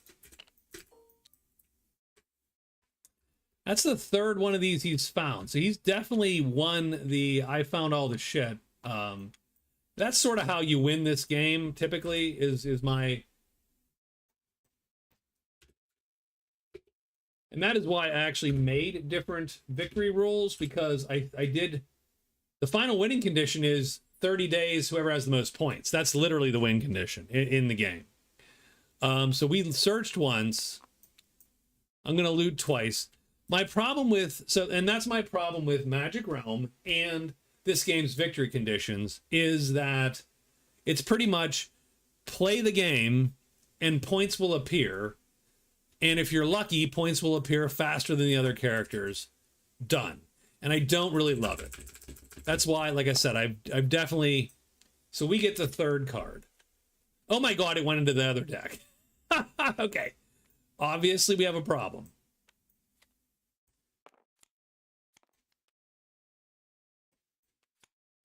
Oh my gosh. Okay. So we're going to take any one of these now. And I'm going to have to fuss with where this deck is. All right. So we got the third card, which we put on the top, theoretically. It's the Garb of the Gale. You can travel to any gate. Garb of the Gate. Travel to any gate. I'm going to put that shit on. And again, because he just got lucky and found a card, he gets 15 more points effectively. And so his score is 12 now. That is his loot. He gets two more, well, one more, or possibly 2 more if he wants. He gets a 5. He's going to draw a 5. Shekel of the Sun.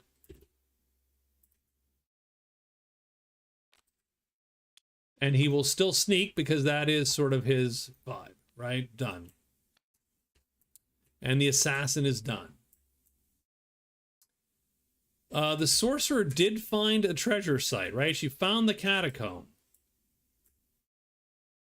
So there's 7 cards in the catacomb. We're going to loot twice and then decide what to do. Oh yeah, you're done. So yeah, that's my gripe. That's my gripe with and it's the same for Magic Realm. It is not Dragons Down unique. It is and that's fine. Whatever. It's not a huge deal either. Catacombs. Let's roll it. We get the third card. The Shackle of Shaking. So we can cast Earthquake. We get the fourth card. Let me pull these over here. We get the Trickster's Stone. Okay. So we're going to put those here. And I'm going to put that there because we do get a gray cube.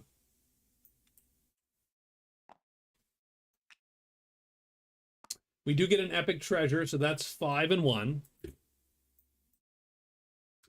Puts her to 9 points.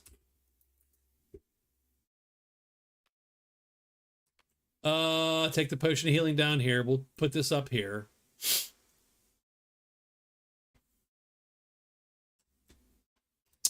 Then we have to decide whether to sneak or not. And sure, we will sneak. And now we are done. And now it's the Ranger.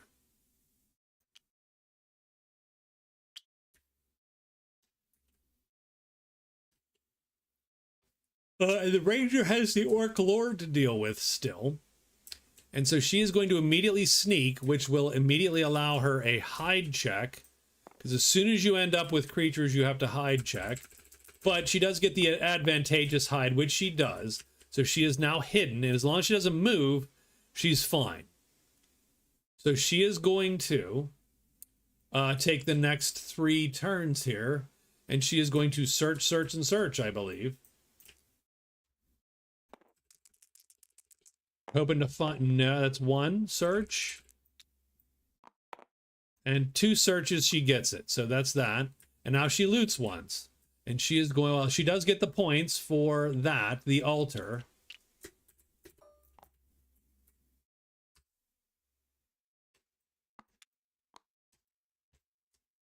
So she gets 5 points and 1 point. 35 and 3. And that puts her to 6. And she gets 1 loot out of the altar, 4 deeps, and 2 normal treasures. And she gets the 4th card. Should be deep. Oh, the Book of Eternal Sand. It is epic. And she gets 6 spells in this book. None green. So she can't cast any of them, but... that does make the book very valuable for her, I think, at least. Cash-wise.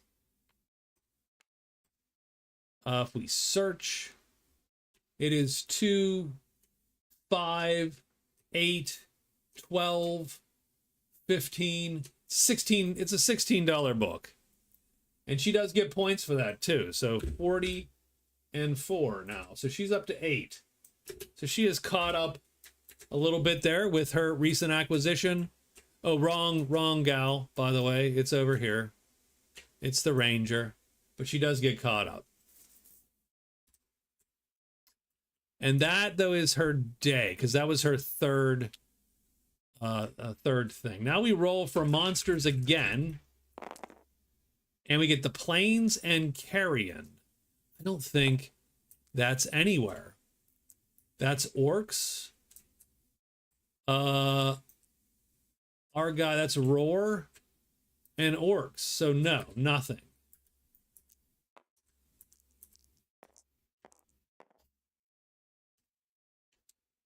So she does have the option to shoot him down. I think she's going to try to shoot him down.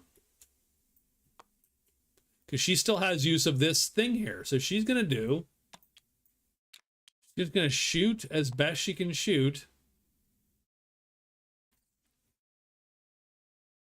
Try this again. Does he flip? He does flip.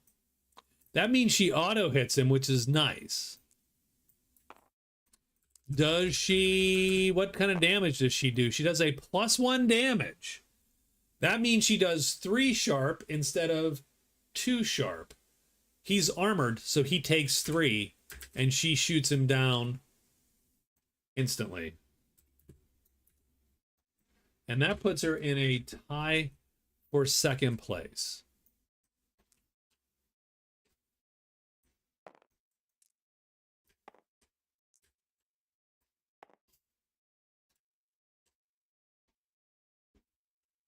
That is the end of the day.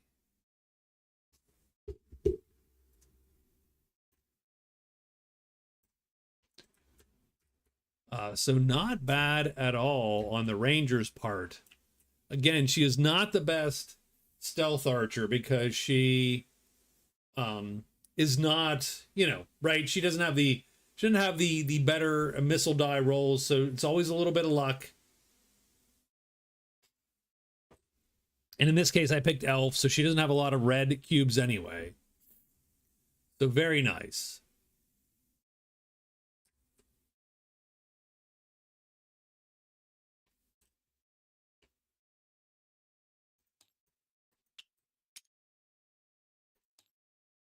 So we're going to go Assassin first. So that does mean we check the Trove. He has 6 in the Trove still to get. My lord. Okay, sure. Might as well loot the Trove. And I'm going to probably do 3 loots and then a sneak, for God's sake. It's actually a cool board if you look at it, right? I think it's a cool board. It's definitely a cool... I think we have one more tile before we put all these deserts back in. So we're going to loot.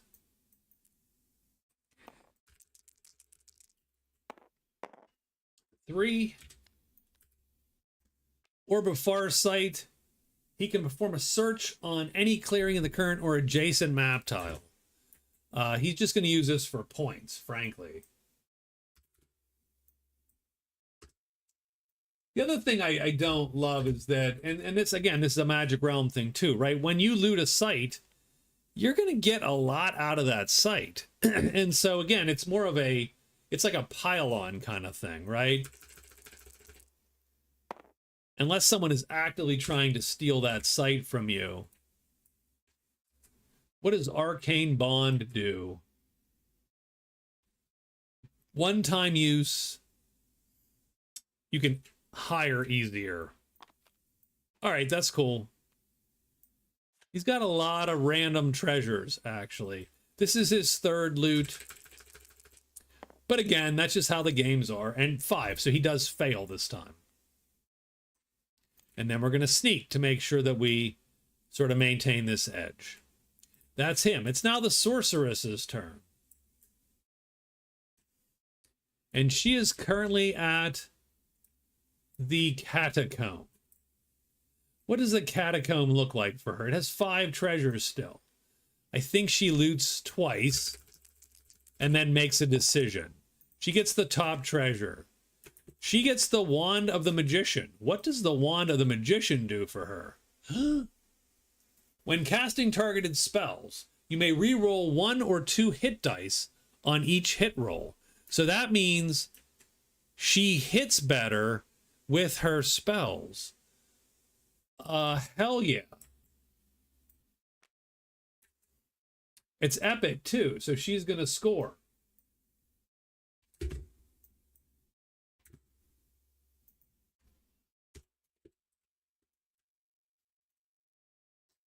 That's the first roll. This is the second roll, right? Yeah, that was the first. She gets the 3rd card. The Ring of Malevolence. I mean, she'll put that on. She gets another point. So she's 51 fame. And 7. Which kicks her to 12 points total. So she is edging up. And she gets a black cube. As long as she has that ring. And really, the priests want one of those. So she could theoretically find a way to fly out of here and quickly get to the brown.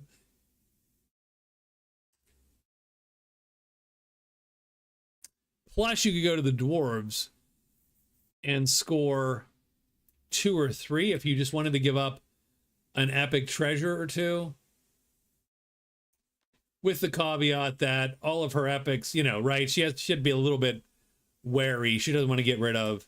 So now she has to decide whether to sneak or not.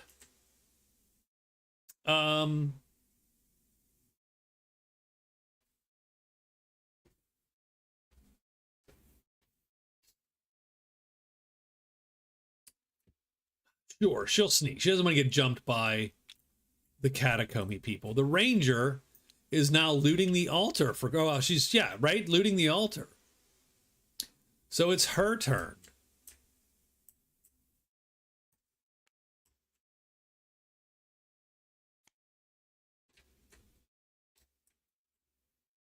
Everybody's getting their money.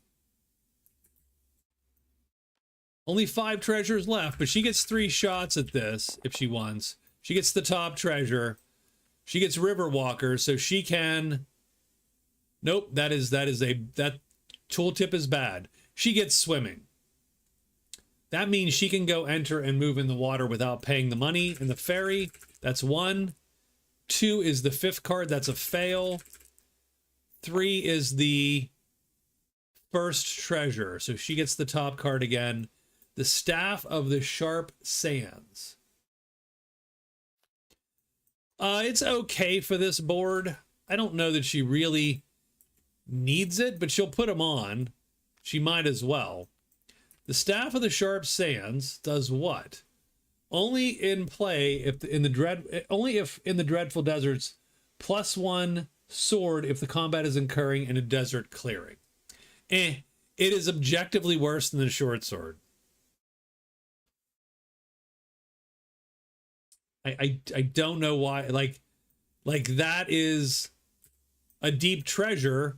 She's gonna turn that into the damn dwarves if she can. Yeah, money only. Actually, we're gonna turn into the dwarves for a point. Any deep treasure, done. She can go get that. It's gonna take her a little while, but she can get that.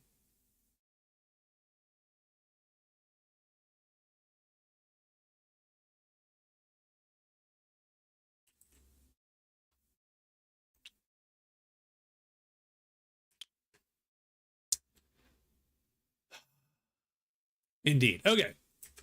That's fine. How many treasures are left in the altar? 3. So she's getting to that point where it's like, do I care? Do I not care?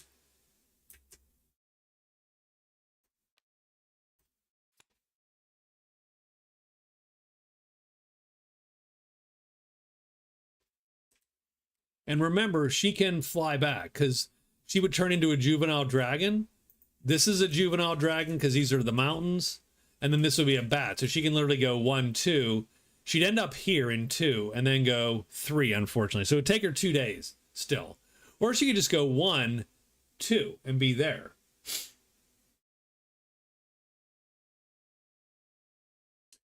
I mean, I'm only faster because I am TTS enabled somehow.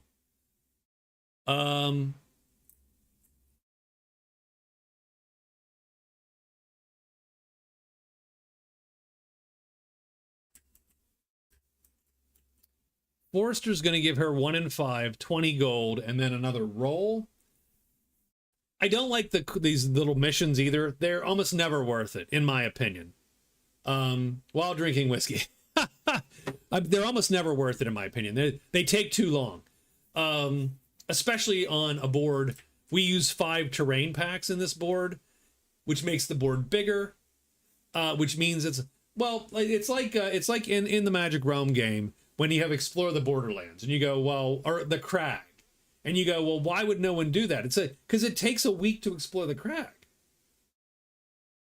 This is literally going to take her most of the game to do this. And God forbid she can't fly. It would take her way too long. Like, it's just too much. And to get 1 in 5 and $20, it's... And then you have to complete them, and then worse, you have to complete the mission at the sanctuary. So you literally have to you have to hit all 5 tiles and then go to a final destination. That's way too much, typically. You can dump missions. You just go to a place And you can drop them, I think, at any time, and it's fine. I don't think it matters. So she could possibly hit the Timberlands and then possibly fly down here and then get to the sanctuary. But I will bet you that would take her at the best.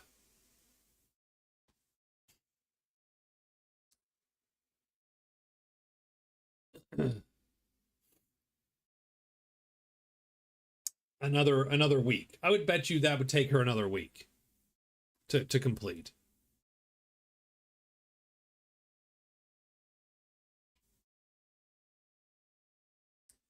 And so you're on day 23, and all you've got for it is 20 gold and 1 in 5 and a normal reward. I don't know if it's worth it. I don't know if it's worth it. So it's a 30-day game. Typically, it's a 30-day game.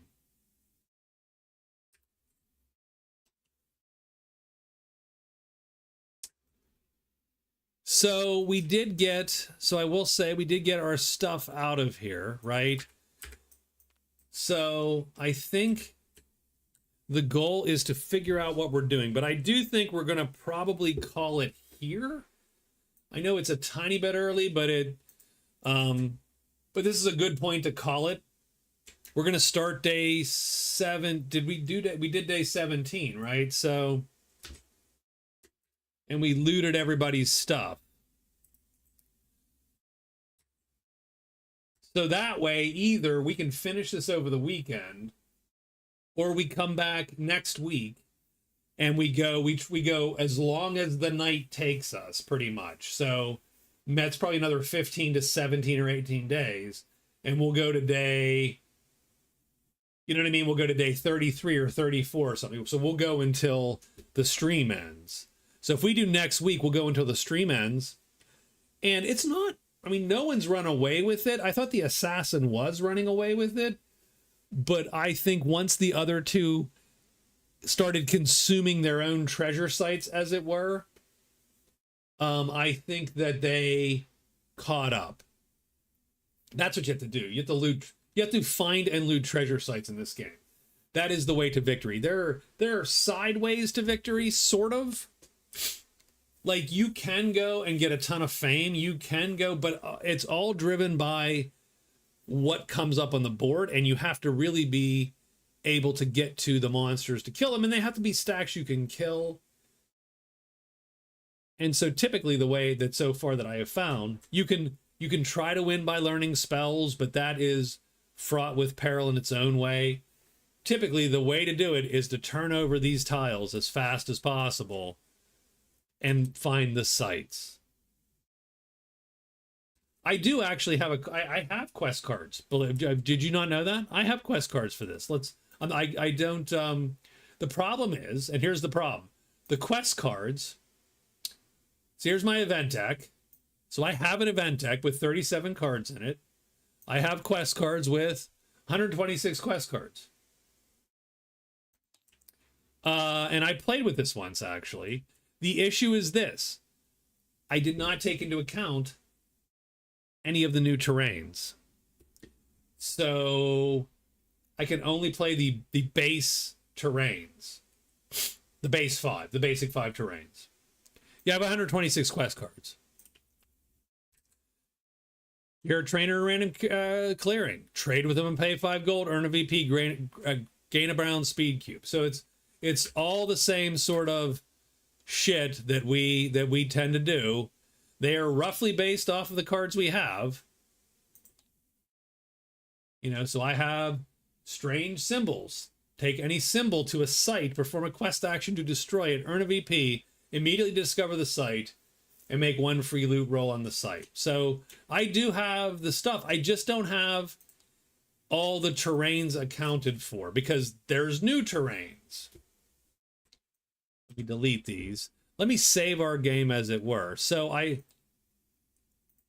don't think he needs to appreciate me. I have not done anything for him. So I had a good time. Lauren, thanks very much. Rob, thank you very much. Who else did we have? Michael, Jeff, good to see you. Obviously, Scott Demirs, glad to see you. And my Scott, way back at the beginning, glad to see you. Thief Shuara, always good to see you. I'm glad. I hope you come back again. Please, by the way, if you have time and don't mind two old men talking about and reminiscing about their favorite game, role-playing games, please come join us on Friday. That's what we're doing. We're going to drink a fair bit of whiskey. We're going to talk gaming. We're going to talk about Runebearer and Bostonia. So those of you that have any passing interest in my dumbass 20-year-long project, please come by. And we're going to talk about all the campaigns we've had. We're going to talk about, all the things we love and dislike about our game and our campaign world. Please come by. It'll be a good time. At the very least, you'll see two old men get sloshed a little bit and talk about gaming. So thank you very much. Come see us Friday. I appreciate you all. And have a good evening, everybody. And Firosphere, if you're still there, good to see you. And Christian, please show up Friday. He said he'll be there. Excellent. I will talk to you all later. Good night. I can't do a point. Your buddy needs you. Okay, all good, Rob. I'll talk to you, man.